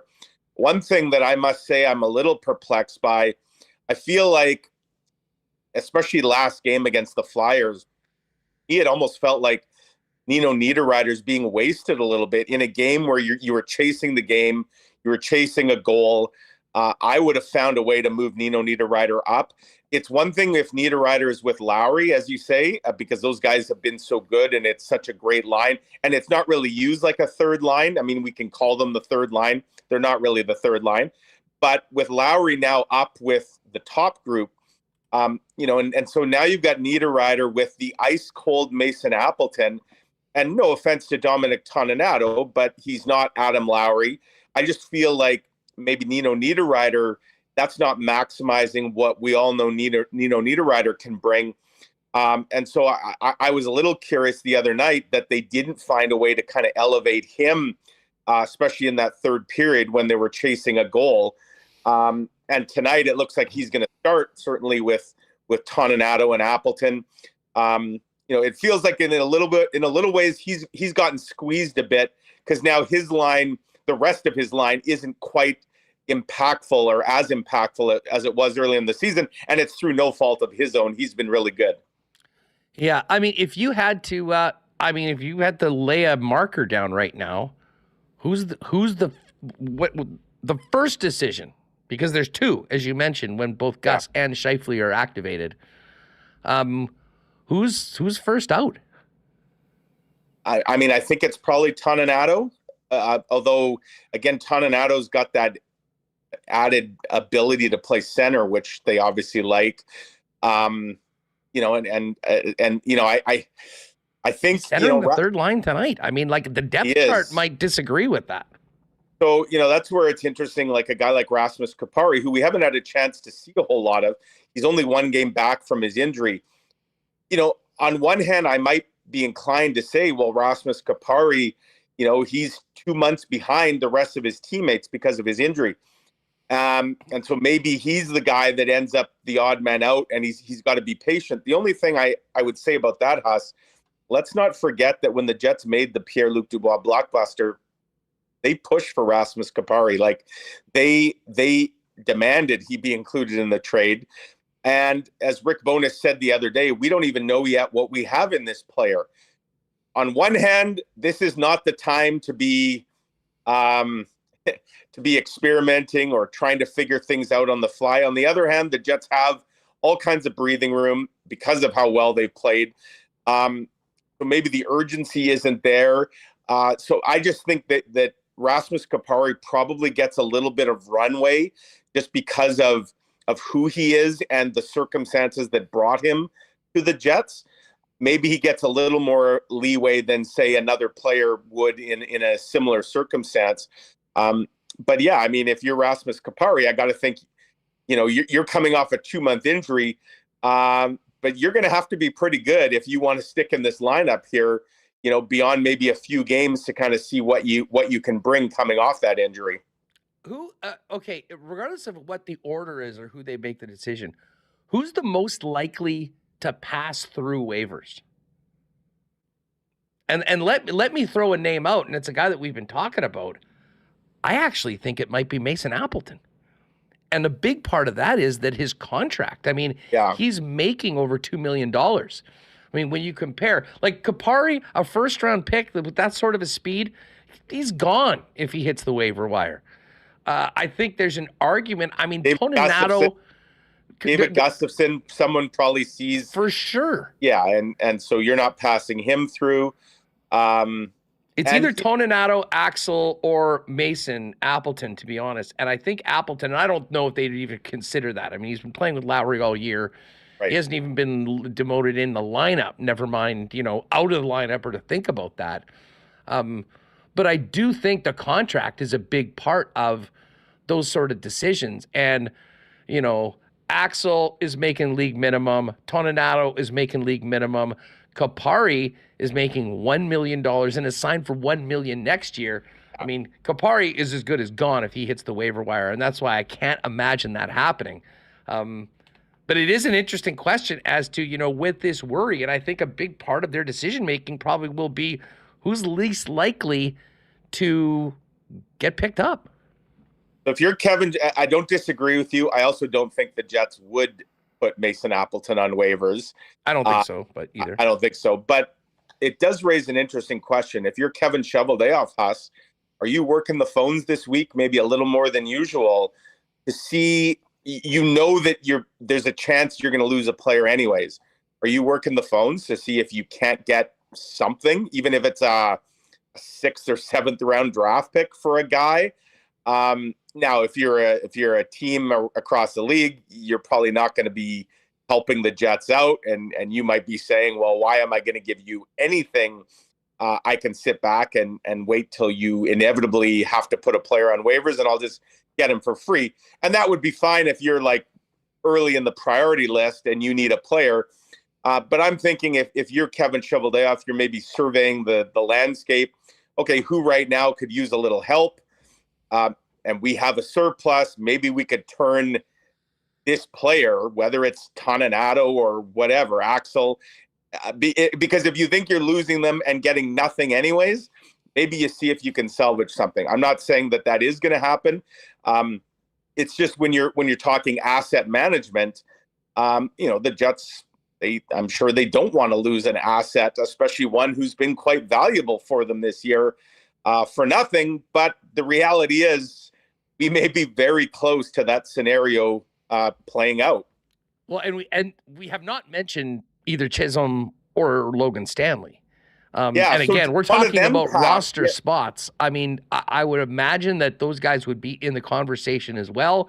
Yeah. I mean, it's probably not tenable that you go on for as long. And I mean, listen, they've been touch wood. They've been very, very fortunate with the health on the blue line.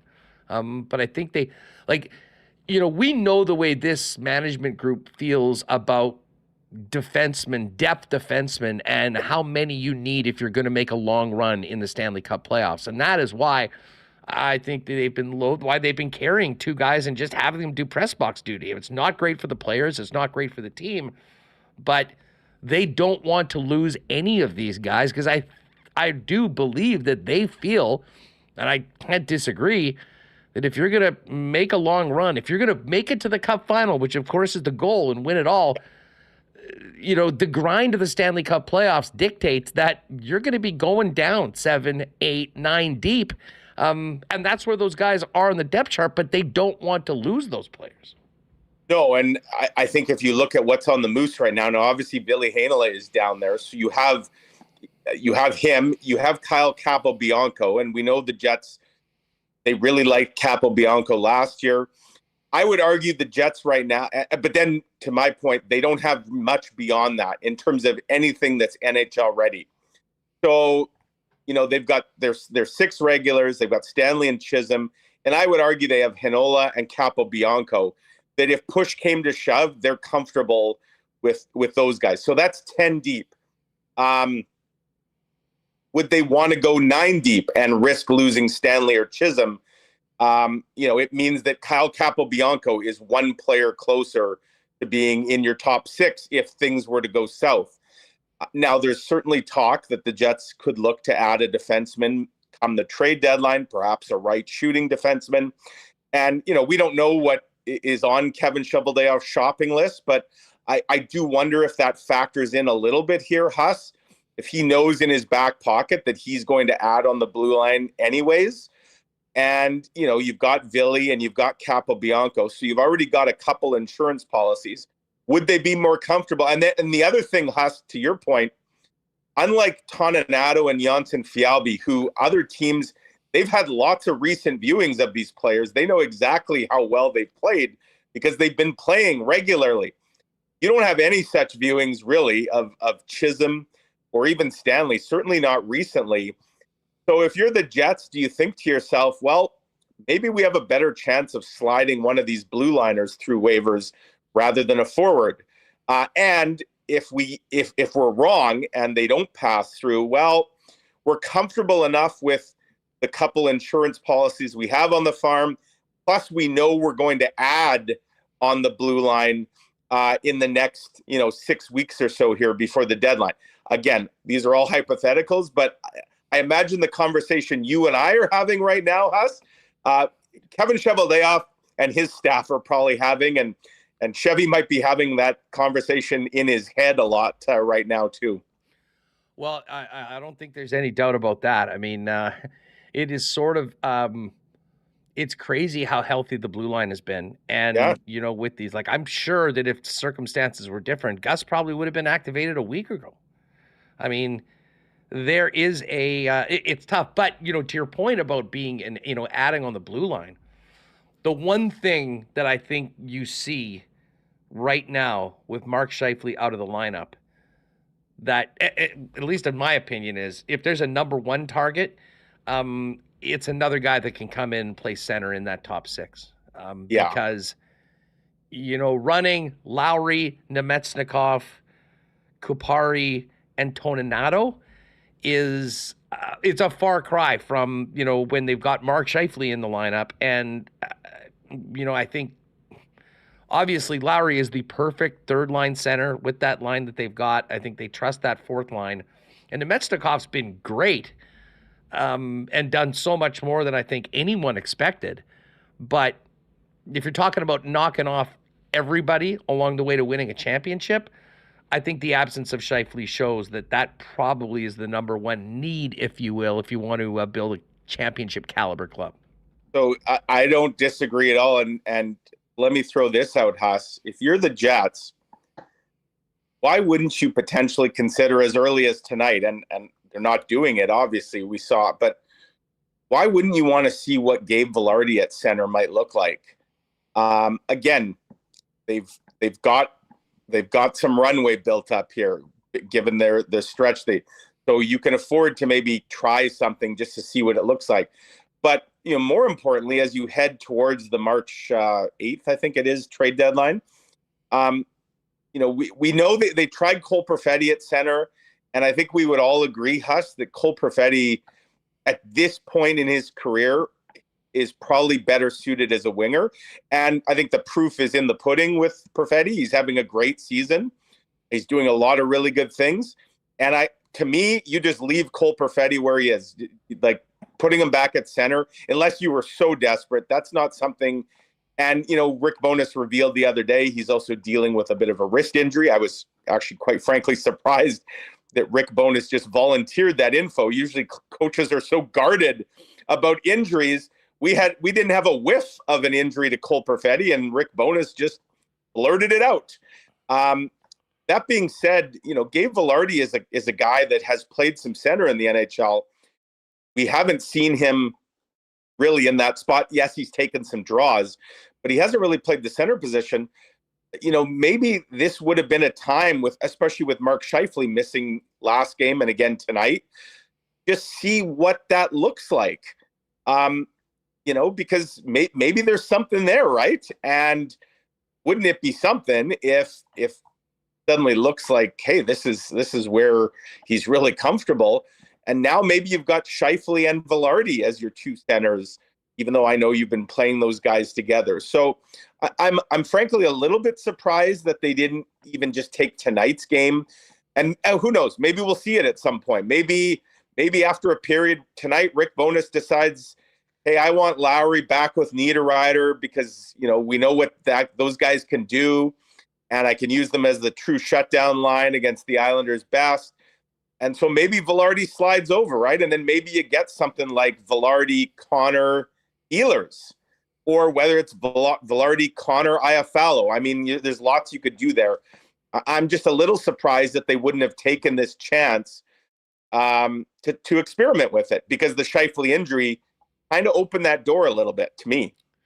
Hey, shout out to Norm Gradecki. Just dropped a nice little super chat. Thanks, Norm, in town from Saskatoon and going to be taking the game tonight. I'll be cheering for the Jets. Keep an eye out for you tonight, Huss. Definitely say hi, Norm.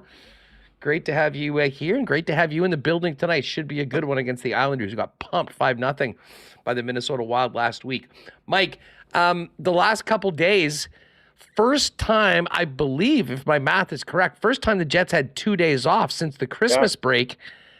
They play tonight, and then 3 days off before the Ottawa Senators on Saturday afternoon. What do we know about the schedule for the club coming up this week, and how they make the most of a quick and probably much-needed break in the schedule, considering the way the team looked, just kind of not able to score, still working hard on Saturday night in the first loss in what seems like forever on home ice. So they're going to have a practice tomorrow. And a funny story, Huss, the original plan as of a few days ago, got Piper crashing the party here. The original plan as of a few days ago was to have an outdoor practice. It was going to be kind of a pop-up outdoor practice out at Camp Manitou tomorrow. However, the weather forecast, Mother Nature, had other ideas.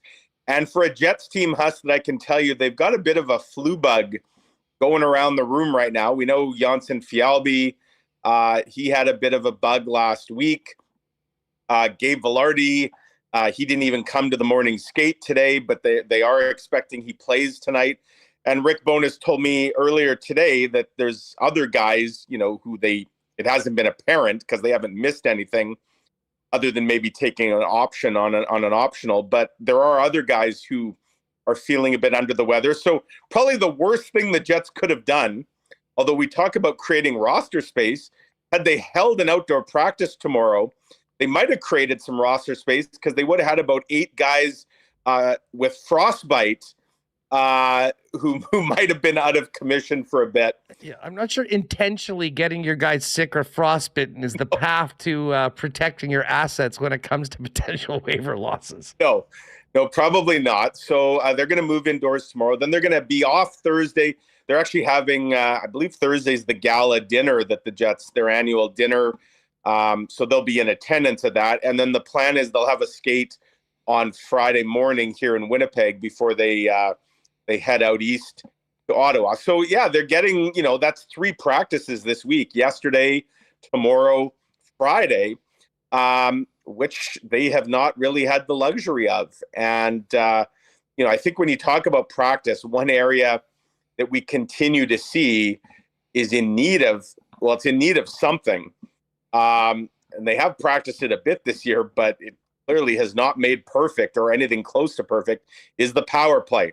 Now, the fact Kyle Connor's back tonight, can that alone solve the power play woes? It wasn't going great before Kyle Connor went down with injury, but there's no question, Huss, that a pure shooter, a pure sniper like Connor, what he can do, and he doesn't need a whole lot of time or space.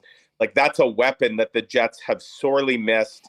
And so it'll be interesting to see if he can get the power play going because, again, we've talked about this many times. As great as the Jets have been this year, they're doing it in spite of special teams that have been a weakness, really. So, but getting some practice time, getting a little rest. I mean, to me, Huss, you look at last week, like that game against Chicago, the Jets didn't totally look like themselves. The game against Philly, I thought the Jets had a good effort, but again, they did look to me at times like a team that was running out of gas. And that's not to make any kind of excuse. We know Rick Bowness and company hate excuses, solutions, not excuses, right? But the fact is the Jets just played 9 games in 15 days. They had a stretch of 5-7, which is almost unheard of. And, that makes the fact that they won 8 in a row over a 13-day span, that is truly remarkable. I haven't checked the record books. I got to think, Huss, sure, teams have gone on 8-game winning streaks before. How many teams in hockey history have won 8 games in 13 days? That's got to be right up there, right? For the best 2-week span that anyone's ever had. So yeah, a little bit of rest, a little bit of recovery.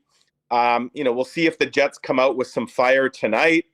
And you look at the Islanders, look at their last 2 games, absolute heartbreak hotel on Saturday in Nashville.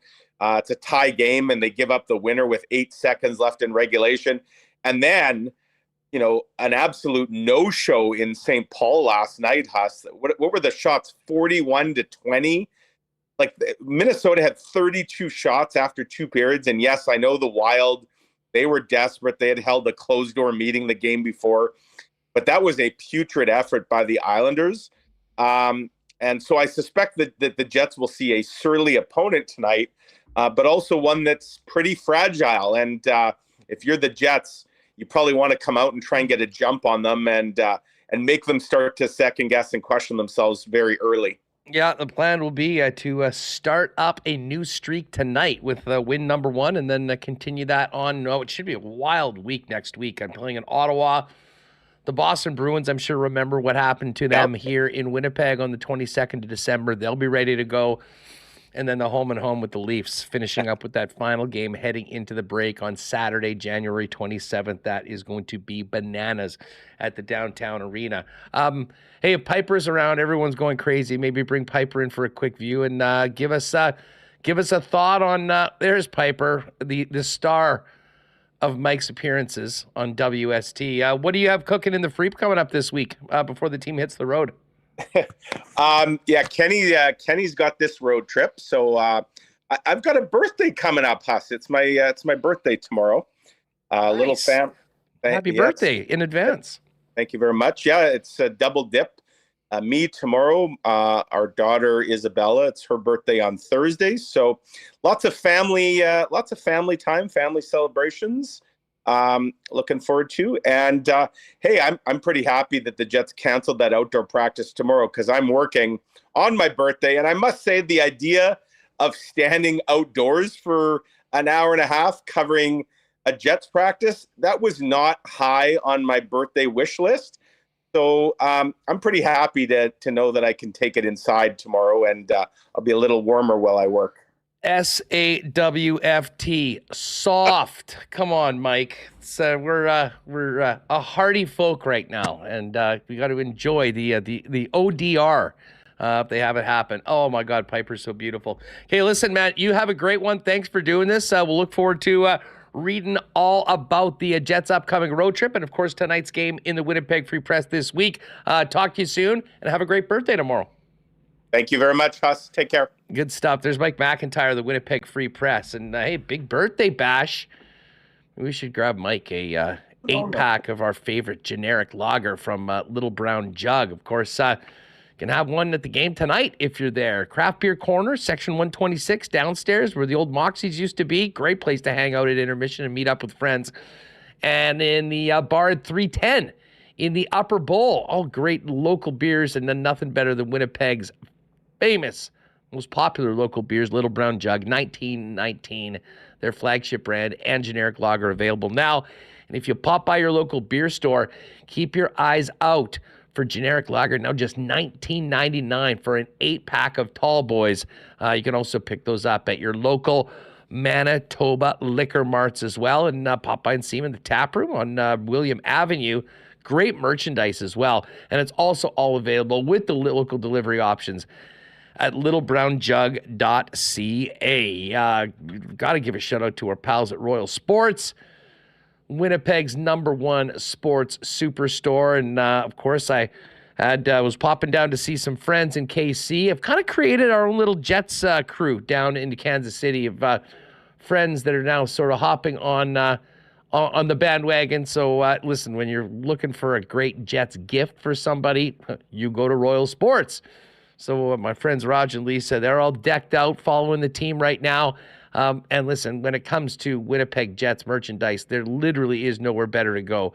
You got all the jerseys, customized name, number, your favorite player, or maybe a customized jersey for yourself.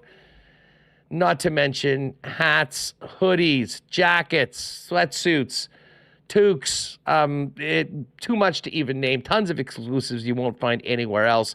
Not to mention NFL gear, tons of Bomber gear, international soccer, baseball, hockey, the biggest hockey section in town, and other great stuff for winter, including snowboards, boots, bindings, if you're going to be hitting the hills sometime this winter. It's all at Royal, 750 Pembina Highway. Pop by and tell them that the boys at Winnipeg Sports Talk sent you. And hey, big weekend coming up in the NFL. Remis and I'll get to that in a minute. When you're watching the Jets on the road or the big football game, there's no better place to do it than your local Boston Pizza. Chow down on world-famous BP wings, gourmet pizzas, enjoy a couple ice-cold schooners as well. And, of course, if you are staying at home, you can always get it hot and fast to your door by ordering online at bostonpizza.com. And hey, we're going to get back to a couple more clips from this morning, including Bones and a little more Kyle Connor. But I got to give a shout out to our friends at Aitken's Lake Wilderness Lodge, planning well underway and booking well underway for the 2024 fishing season. If you're looking for a world-class fly-in fishing experience where you can be on the water in less than 2 hours from the city of Winnipeg, Aitken's Lake is the spot. And as incredible as the fishing is, The only thing better is the world-class hospitality, the Terrence family taking care of all of their guests at Aikens Lake. Find out more, aikenslake.com. And you can also check them out Twitter, Instagram, Facebook at Aikens Lake as well. All right, let's get Remo back in here. And Reem, I do want to talk a little football with you and a little bit more about freezing at Arrowhead Stadium, but we should get back to a few clips because Kyle Connor spoke, as did Bones. Why don't you pick up the KFC stuff, because I'm not entirely sure what you played, what we got into it after Jamie was on. Yeah, it's the big where were you moment. Where were you this morning when Ken Wiebe tweeted 9 a.m. that sounded like Kyle Connor was going to come back. So we played the first one early about if he surprised himself, and here he talked about the challenges he faced in, attempting this early comeback. Like you said, I kind of looked at it as a challenge and learning experience of, what, like you said, this is kind of the first injury I've had dealt with for quite some time to be out. And yeah, I learned a lot about the MCL and the knee and, recovery, exercise, rehabbing and stuff to, enhance everything around it. And, obviously patience is a key when you're in a situation like this. Obviously, we're all competitive athletes and want to be on the ice every chance you can get. But, at times you need to know when to kind of hold back and, not push it at days as well. You get a haircut, Reem? He may have headed over to Modern Man. I think there's some major helmet reduction. It didn't look like there was as much flow as normal on KFC. The beard looked trimmer. Maybe, I don't think he cut it all. We'll have to see. But maybe you're right, Huss, that it usually has a lot more dangle out of the back of the hat or the helmet. I guess there's only one way to see it. Well, here's one more from KFC. And you can imagine, player like that comes out of the lineup, and then the team just keeps on rolling. You probably want to get back in as soon as possible, and it's great to see that he's back ahead of schedule. But, he's been watching all the games. Here's what Kyle Connor had to say about watching the Jets from the press box while on the IR and coming back and trying to help to get that power play going.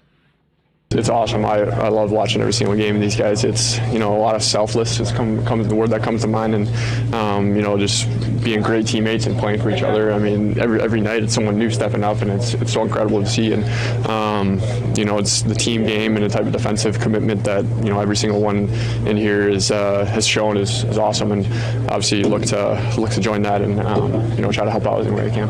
Obviously, the power play is an area as good as your team has been this year that could use a boost. Is that one of the areas that I'm sure you're looking forward to maybe trying to help the cause there? Yeah, I mean, you guys all know my game. I think I'm just going to bring a lot of speed and just trying to get back to what makes me successful and, try to push it as much as I can. And, power play, it's, you kind of go on a streak like this where it's not working. Everyone feels that much more heavy that you don't score. So I think it's just kind of approaching it with a different mindset, and maybe it could be that spark that gets us on a run here. But that's not my main focus tonight. All right, so there's Kyle Connor, and yes, the consensus is in the chat. KFC definitely got a haircut. Maybe a little less flow when he's flying around the rink tonight in his return for the Winnipeg Jets. Let's hear what Bones had to say about 81 being back in the lineup. Here's Rick Bowness on the return of Kyle Connor. Well, he's in. He's been cleared by the doctors and the medical staff. He's anxious to play. So once he gets the clearance from the medical staff and our team doctors, he's in. He's anxious to play, and I imagine you've been anxious to get him back in your lineup. Yeah, we've missed him, and he's an elite player, elite goal scorer. So he just gives us obviously another weapon, but he's incredibly important to the success of this team moving forward. So the sooner we get him back, the better. But again, we wouldn't rush him. He tells us he's good to go, and the doctors tell us he's good to go. Then he's good to go. And he is, in fact, good to go. So 81 back in the lineup tonight. And he'll be playing with Adam Lowry. We'll hear from Lowry in a second. But here's Bones kind of giving a bit of an update on Mark Scheifele, who will not play tonight, as well as Gabriel Balharry, who wasn't out there this morning. Mark is out for tonight, and we'll have to put him on IR to make room for KC. And Gabe was not feeling great this morning, and he'll most likely play. We're expecting Gabe to play, but he wasn't feeling good this morning, so we told him to stay home. You get it's the time of year, I guess, a bit of a bug just kind of working its way. Axel, obviously, last week. But are there other guys maybe we haven't even heard about who've been kind of quietly dealing with it? It goes around the team. And just in terms of Mark, so the IR, it's retroactive. You could activate him by Saturday. Right. And so would you be hopeful that he could be ready to go for that road trip? Yeah. All right, so good news on Mark Scheifele potentially being good to go for Saturday. But as we talked about with Mike, with that comes some tough decisions as to, potentially moving a player off the roster, which could potentially mean a waiver pickup by one of the other 31 teams. The Islanders are in town tonight. They got absolutely thumped last night in the Twin Cities by the Minnesota Wild. It does make me somewhat nervous. I have a feeling that they'll be looking to perform much better than they did against the Wild last night. Here's Bones on tonight's opponent and the fact that they are coming off a pretty ugly performance against Minnesota. But they played hard, and they're 1 point out of a playoff spot. And everyone comes into our rink. We're expecting their absolute A game, their best game they have. They know where we are. They know where we are defensively. So we're certainly expecting their best game. They're a good team. They had a tough night last night. That happens, right? So we'll expect a full rebound by them. And but most important, we keep the focus on us. We lost our last home game. We gave up more chances than we've given up in a month. So we addressed that this morning, and we want to tighten things up a little. And but again, keep the focus on us and expecting their best. All right, one more from Bones. Adam Lowry getting the move up the lineup to play with Kyle Connor on that top line. Here's Bones on giving the captain the opportunity to fill the big shoes of Mark Scheifele while he's out of the lineup. I think everywhere. He's 17 goals and however many games he's played, and one of the best goal scorers in the league. Yes, I wasn't listening. I was yelling at someone in the chat. What were you? There's someone in there. There's someone in there trolling, whose claims, "Don't put on Kyle Connor. You're putting him back early. He's gonna get injured." Like they've seen his medical records, and I'm flying off the handle. I'm flying off the handle here. So regulating in the chat. I don't even know why I engaged. Like they derailed the whole show. I gotta be better. They said Kyle Connor's gonna have a season-ending injury. Like they've seen the medical records. Like we have no idea. They said that he's fine. I mean, I don't know. Like what if they had a cautious, projection saying 6 to 8 when it was more like Velarde's 4 to 6? I mean, we have no idea.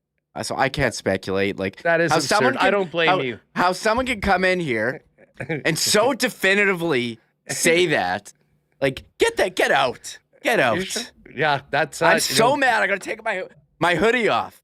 It's getting heated. It's getting heated I'm like in the Skip chat Bayless right now. Throwing the jersey in the trash can.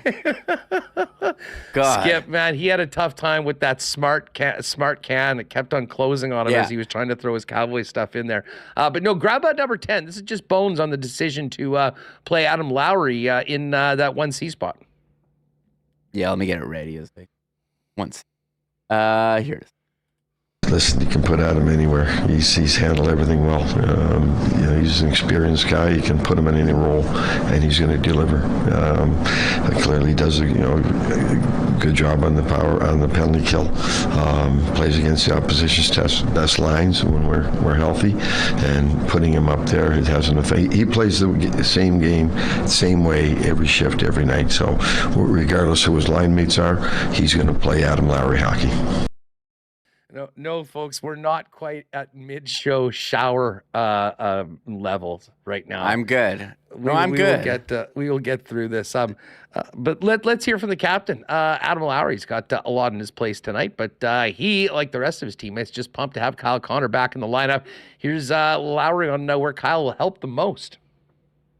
I think everywhere. He's 17 goals and however many games he's played, and one of the best goal scorers in the league. He gives you that offensive boost. He's so dynamic with the puck, so dynamic off the rush in zone, and he's tight checking games. He's a game breaker. So it's it'll be awesome to have him back in the lineup.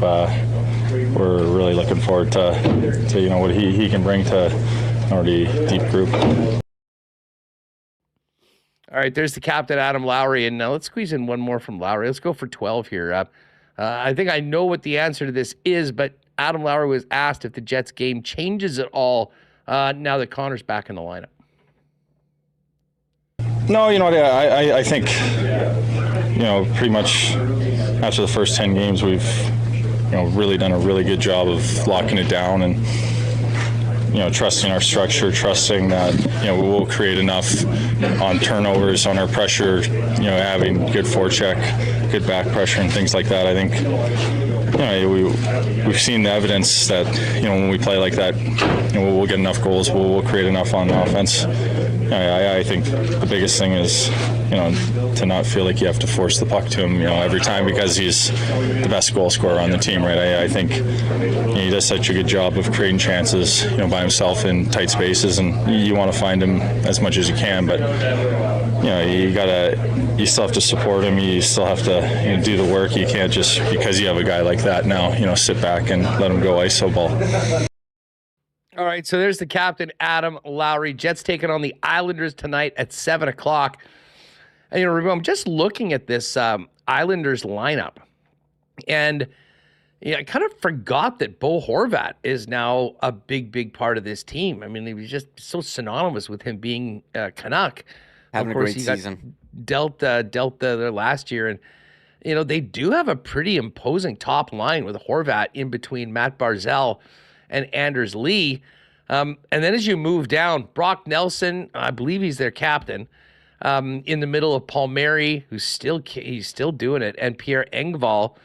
And of course, longtime Ottawa Senator J.G. Pajot, who's been on the island for a few years, centering Holmstrom and Gauthier on the third line. And the fourth line, it's two of the three that have basically been synonymous on that line for a long time. Hudson Fasching's now in the middle, but not an Islander game without Cal Clutterbuck and Matt Martin bashing some bodies on that fourth line for the Islanders.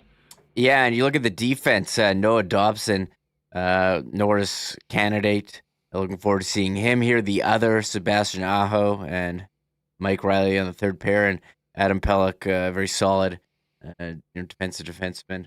They're on the second pair. So I'm looking forward to seeing this Islanders team. So they play a bit of a boring game, the perfect kind of game you want on a Tuesday night at Canada Life Center. And I think they're going to be tough after losing yesterday. You see these teams, once you get, blown out like that, want to come back and redo. So they're a solid team, and I think they'll put up a better fight than they did yesterday against Minnesota, who was due for, they had a players-only meeting on Saturday after that loss to Arizona, so they were due for a win after that. It's just how it works. Players only meeting. And you know what? As we do on a daily basis, to the standings we go. And, the Vancouver Canucks lost to the Blue Jackets yesterday, albeit in the shootout, I believe. So Vancouver's 2 points up on Winnipeg, but has played 2 more games. The Bruins are 1 point up on Winnipeg, but has played 1 extra game. So, if you crank out the points percentage, Remo. Yeah. The Jets are still number 1 in the National Hockey League. We're going to sort by whatever column that makes the Jets look the best. Exactly. Right now, it's points percentage, and pretty impressive that they have, more points than Colorado, and they've played 2 less games. In Dallas, they played the same number of games and have 5 more points than Dallas, who just got Jake Ottinger back. So I'm looking forward to seeing the Central Division race as we continue the banner watch. Jets should have had that Central banner in 2019. This is redemption coming back. And look at this. Look at this goal differential. Way better than any other team in the division. Points percentage, much better. This could be the year, where we see a Central Division banner. Well, what about a President's Trophy banner? Oh. And I know that's not that big of a deal. But finishing West, I pointed this out earlier. Finishing first in the West is huge because I think there's going to be a significant drop-off between the first wildcard team, most likely the 4th place team in the Pacific, and whoever gets the second wildcard spot, with all of those teams battling for it. Again, 7 o'clock tonight. Hope to see you all down at the rink this evening. All right, we will get to the Coolbet lines. A bunch of games on tonight. But Reem, I'm sure you guys kicked it around yesterday, but interested in your thoughts on the weekend in the NFL. Of course, 2 big games yesterday. I mean, the Bills got a little closer than I think a lot of people expected. I thought that game was absolutely over at 21-0. But the Steelers were able to battle back. And listen, much like you don't hang banners for being first in the league 42 games into the season, you don't hang a banner for being 10-1 in the NFL, because things can turn around very quickly. And that is exactly what happened to the Eagles.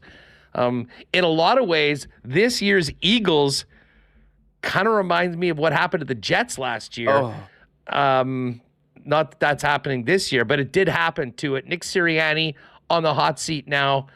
They lost 6 of their last 7 games and just absolutely got lit up last night by Baker Mayfield and the Tampa Bay Buccaneers, who won their division at 9-8. Yeah, they were so bad the last couple of weeks, losing to Arizona, having trouble with the Giants. Their defense was among the worst in the league. I saw the picture on the broadcast of Jalen Hurts' finger from last week before the game. Like, how does that not affect you? I was mad that I took Dallas Goedert in fantasy. I was like, well, if I would have known his finger looked like that, I would have taken Jake Ferguson, who went off for Dallas.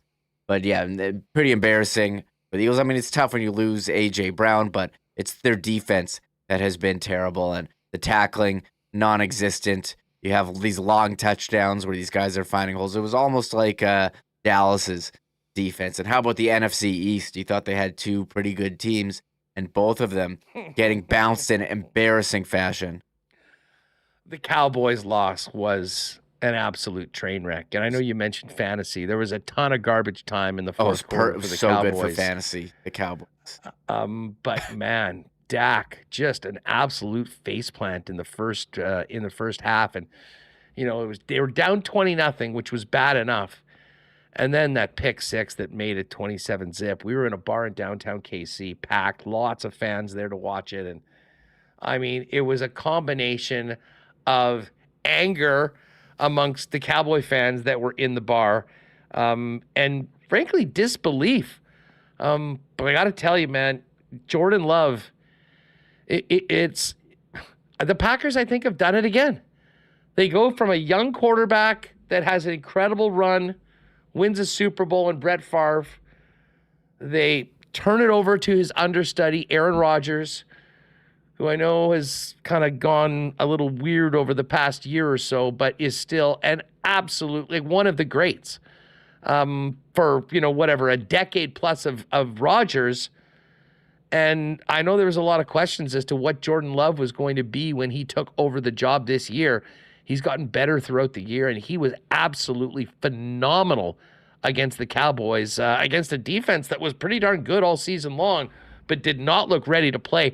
And, if you look back, some of those, like Dobbs, Musgrove, like they were catching passes, Remis, where there was nobody within 15 yards of them. I mean, an absolute meltdown. And I guess Dan Quinn's still getting job interviews. But, man, that loss and the way the Cowboys went out, in particular the way the defense played, probably not helping Dan Quinn's resume, considering he was also one of the authors of 28-3 back with the Falcons. Yeah, that was really shocking. You heard so much how Dallas, undefeated at home, they had this prolific offense. CeeDee Lamb is the top receiver in the league, and you could just tell early on something was off. And saying something was off, like, it doesn't really say anything, but they were just missing these routine passes. They weren't connecting. I don't know if Dak was feeling the pressure, but they didn't look like the offense that they had at home all season. And as you said, on defense, I mean, easy when you can just toss it up to guys who are wide open. And that, for so many years of not having any weapons for Aaron Rodgers and not drafting receivers, they've drafted so well. Look at all these guys. Dontavian Wicks, Romeo Doubs, Christian Watson, he's been injured with a hamstring. Bo Melton, he's been on the practice squad. He balled out toward the end of the season. They have so many. Oh, yeah, Jaden Reed, and then the 2 tight ends, Musgrave, who caught the long touch. I mean, he's wide open, but hey, he still got it there. This Packers team, they do worry me, and their offense has been hot here. They're kind of like the opposite of the Eagles, where the Eagles start out strong and are puttering and flamed out. Now the Packers are kind of heating up here as we're into the most important games of the season. Well, they're going to be. We'll get to the lines in a minute over at Coolbet and let you know how the divisional round of the playoffs is shaping up. I assume you watched the game on Saturday night. How did things look on television from Dolphins, Chiefs, and Arrowhead? Terrible. Really, really cold. I mean, like, why would you drive 14 hours to sit out there? I mean, the temperature the negative was lower than the hour of driving, minus 25. Or was that what it was? Minus 25? Like, yeah, I think in Celsius. Like his helmet cracking. Like the field was literally ice, reminding me of Grey Cups. I don't know. It seemed kind of insane, but kind of cool, I guess. Yeah, I mean, that's sort of exactly. That's a good way of putting it. Kind of insane, kind of cool. Like, I'm very glad that I was there for it. And I mean, listen, I've been to tons of games at Arrowhead. I've been to playoffs before. I mean, the last couple of AFC Championship games. That's one that I'll never forget. And credit to everybody that, like, there were a lot of empty seats. I mean, there were people that had tickets that just said, no way. No way. I can't do it. And ticket prices did drop closer to the game, like throughout the week, as the temperatures kept on getting worse and worse and worse. And I said to you, I thought, well, listen, I know it's going to be really cold for KC, like for the States, but I mean, I sat through the Bomber Rider West Final game a couple of years ago. I can't imagine it being colder than that. Oh, it was way colder than that. The wind was really, really strong, and it was colder just in temperature, significantly colder than that. And I think the air is a little moister there as well. So you really had to just fight the elements. And I mean, it was very clear that the Dolphins they weren't ready to play in that. I mean, their defense was beat up beforehand. The Chiefs have played a number of cold weather games. Mahomes has been great in it. He was awesome on Saturday. But it was something that, I'll always remember it just because of the atmosphere. And I'm sure everyone's seen that video of like Taylor Swift and the Kelseys and all that up in the suite doing the swag surfing. Like, I understand why that was the video that got out there. Every single person in that stadium was doing that. It was one of the coolest. As a fan, it was one of the coolest moments I can remember of everyone getting in. And to be honest, Remis, it reminded me so much of that West Final with the Bombers and the Riders. And then, if you recall, the DJ back at IG Field as well as at Arrowhead, they were just playing like bangers, like just dance music, because basically nobody sat down the entire game and you had to keep moving. And as people were doing that, it really created a really, really unique and fun atmosphere as long as you could survive. And obviously the Chiefs did survive. The Dolphins didn't. And, that kind of final 5 minutes as the clock ran down, and the party really kicked up was something I'll remember for a long time. And now we get the game that I think everybody wanted. 4 games next week, but I don't think there's any doubt that the main event is the finale Sunday night in Buffalo. Chiefs-Bills. Mahomes is the Grim Reaper, the 13-second game. He has been the thorn in the Bills' side. But now it just speaks to how crazy good the Chiefs have been since Mahomes took over. This is going to be his first road to playoff game ever. Obviously, there's been some neutral sites in Super Bowls, but the Chiefs have never had to play a road playoff game with Mahomes. So there's one thing he hasn't done yet, and can cross that off. And I guess we can kind of transition into the Coolbet lines. Bills have opened as a 2.5-point favorite in that game. Traditionally 3 points goes to the home team. So this, I think this is going to be a real tough one to pick. And I think when we see pools and prognosticators, I think you're going to see pretty darn close to about a 50-50 split into who people think is going to come out of this battle of two of the best in the AFC. Yeah, a couple questions here from the chat. Just people want to know more about your experience. So the swag surfing is okay, but the wave is bad. That's what the chat is saying. Well, What? I wouldn't suggest to, I mean, listen, that was the victory lap. That was very similar to the wave. Although, I mean, the wave is sort of 20 years ago stuff. You know what I mean? Like, Oh, okay, yeah. like that was basically, people were partying because the game was done. I mean, they had to run out the last 4 minutes. Chiefs basically in victory formation. And it really did turn into a party. So as I say, I'm not a big wave guy anyways, but I do. It's like singing na na na na. You don't do that in a tie game. Well, Rennie might, but everybody else would not do that. That was my bust on him before. But yeah, there's like the proper time. I mean, don't celebrate until the game is won. The game was over at that point, although there was still some time left on the clock. So it was time to turn it up. Okay, the other question, how did you keep warm? One thing I remember with the Bombers riders that, normally when you're on the concourse and there's so many people there at the IG field, you're like, oh, there's too many people. But it was amazing in that West final because everyone was together. It was the only way to stay warm. So what did you do at this? Because I remember the win of that game was crazy. So this game seemed to be even colder. What was your strategy there? Well, first of all, I got to give a shout out to my buddy Dom, who is he's the snow blowing king of Charleswood. So he's got like some expedition Canada Goose jacket that I think they probably wear in Antarctica. So I did that. I got some boots from Royal, which definitely helped out. I was as prepared as I've probably ever been for anything outdoors. I had 2 scarves, a neck warmer, a toque, a hood, the hood of the North Face jacket, the boots. But I mean, you can dress up as much as you want. I mean, it is still, it was, it was survival mode. And listen, I think everyone knows I like to have a couple pops, especially when I'm out as a fan. There was no point. I didn't even try to get a beer because the act of drinking it would have just exposed, your mouth a little bit more.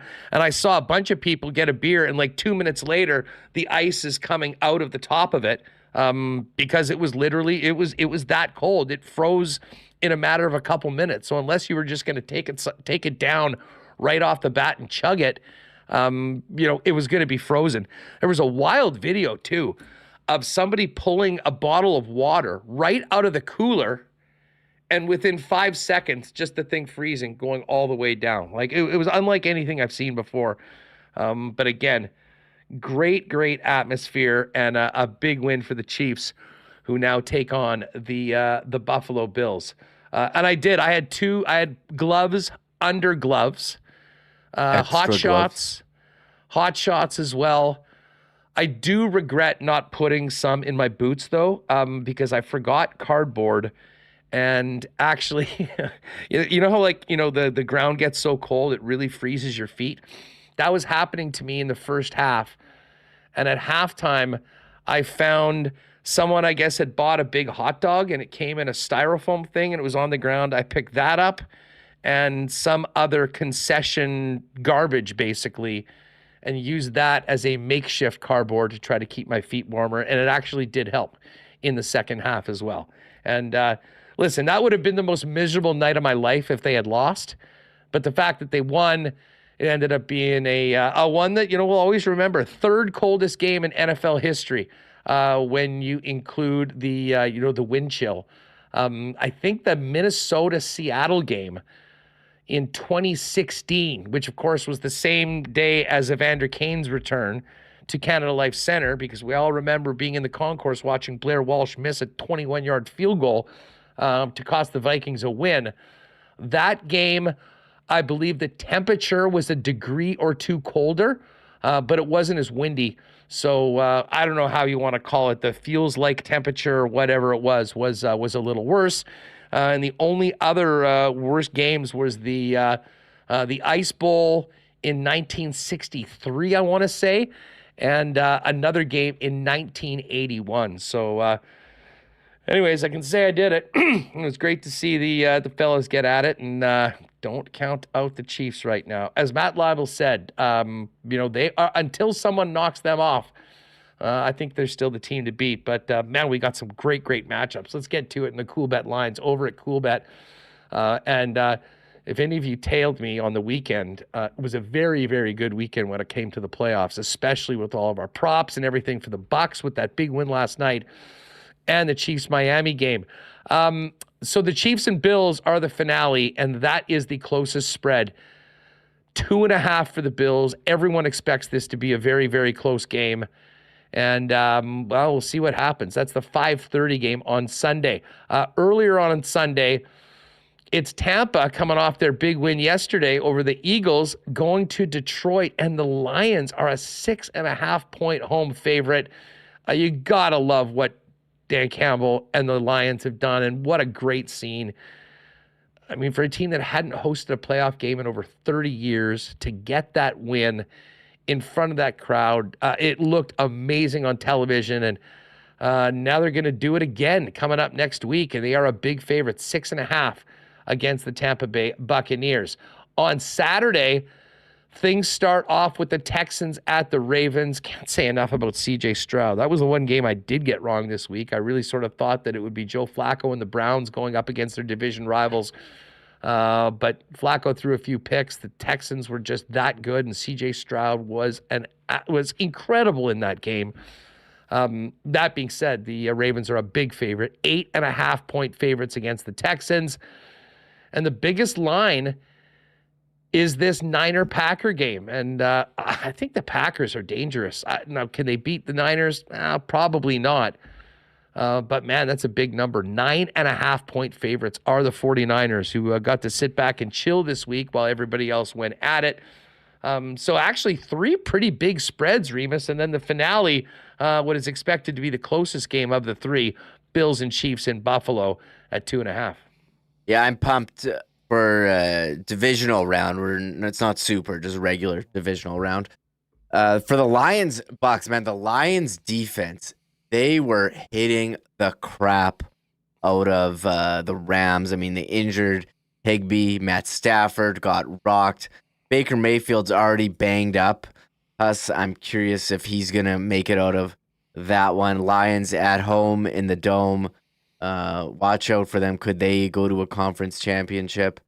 Hey, just on that note of the Lions. Yeah. And you're exactly right. I mean, they were making the Rams pay the price every single time they caught a football. I cannot say enough about how freaking tough Puka Nacua is. Yes. He had, if people had just we heard of this guy, he'd set rookie records for a rookie season. He was that damn good. And in that game, I mean, if there was one guy on the Rams side of things that deserved a better fate, it was him, because he caught everything sent his way, and he was getting absolutely blown up, kept on getting up, and kept on producing. That was a hell of a football game, and it really came down to the Lions coming up big in the red zone. Yeah, that was an awesome game. Great story of Matt Stafford returning to Detroit. And yeah, the Rams couldn't get it done in the red zone. A bit too many field goals. I thought, maybe they would get a chance at the end. They did opt to punt and weren't able to get the ball back, and some questionable timeout usage from Sean McVay in that one as well. And I'm curious if Jordan Love, can he follow it up and keep this game close? 49ers, this rest huge for them. McCaffrey missing week 18.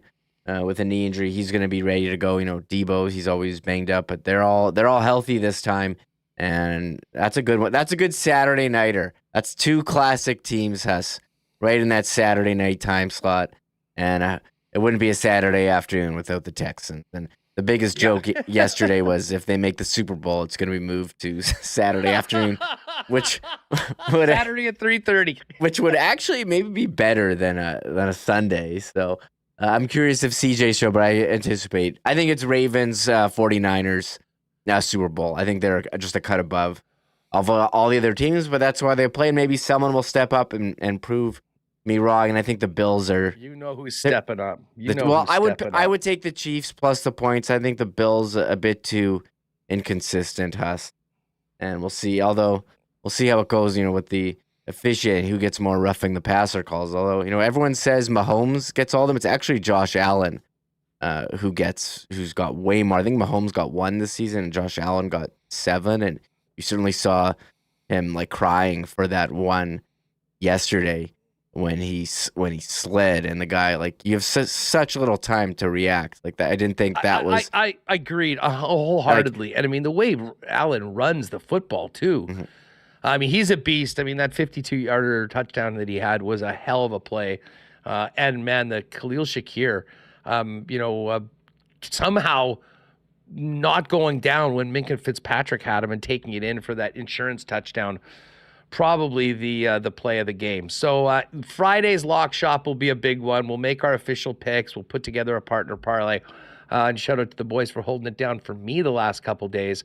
As far as the NHL goes tonight, let's see what we got. Of course, we got a big one here in Winnipeg, and a pretty not quite the 10, 11, 12 game slate, but I think we've got 8 on the docket tonight. A lot of games. Kraken at the Rangers. Kraken have been playing amazing. Their streak finally ended, but they've been one of the hottest teams in the league, rattling off 8 in a row, as did the Jets. Rangers minus 217, Kraken plus 180. The Avalanche, just a very slight favorite against the Ottawa Senators. Colorado minus 112, Ottawa minus 104. I know they're going with the backup one. I guess Nichushkin is back in the... I guess they call it the player assistance program. I think it has to do with whether it's alcohol, substance. But that's a big loss for Colorado right now. And as we mentioned, they lost to Montreal and are going on the second end of back-to-backs. The Ducks are in Washington to take on the Capitals. Caps minus 186 favorites. The Kings are in Dallas to take on the Stars. Dallas a minus 137 fave. Jets minus 205 favorites. Islanders plus 172. Islanders, of course, got pumped last night by the Wild. Are playing on back-to-back, but also I think are going to be a pretty ornery bunch considering the way they played last night. The Sharks are in Chicago to take on the Blackhawks. You won't see the Blackhawks minus 156 favorites very often, but they are tonight. Arizona in Calgary. The Coyotes plus 124, Calgary minus 146, and awesome matchup out in Edmonton tonight. Oilers, having won 10 in a row, look to extend the streak against the Toronto Maple Leafs. Oilers minus 159 and the Leafs plus 135. You can check all those out. And, here we go. Cup winner. Jets now, as we mentioned. Jets are 12-1.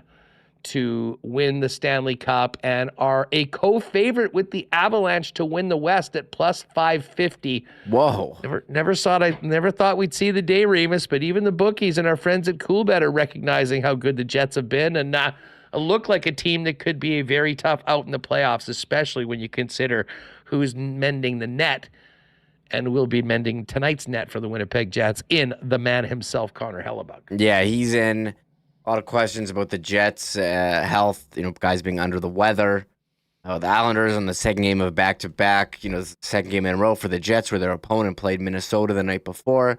The Flyers won and then came in here and won, and they did win in overtime. And now the Islanders, who lost yesterday, come in here. I'm seeing some questions about the Islanders goalie, who it's going to be. That's unannounced. Well, Sorokin played yesterday. Yeah.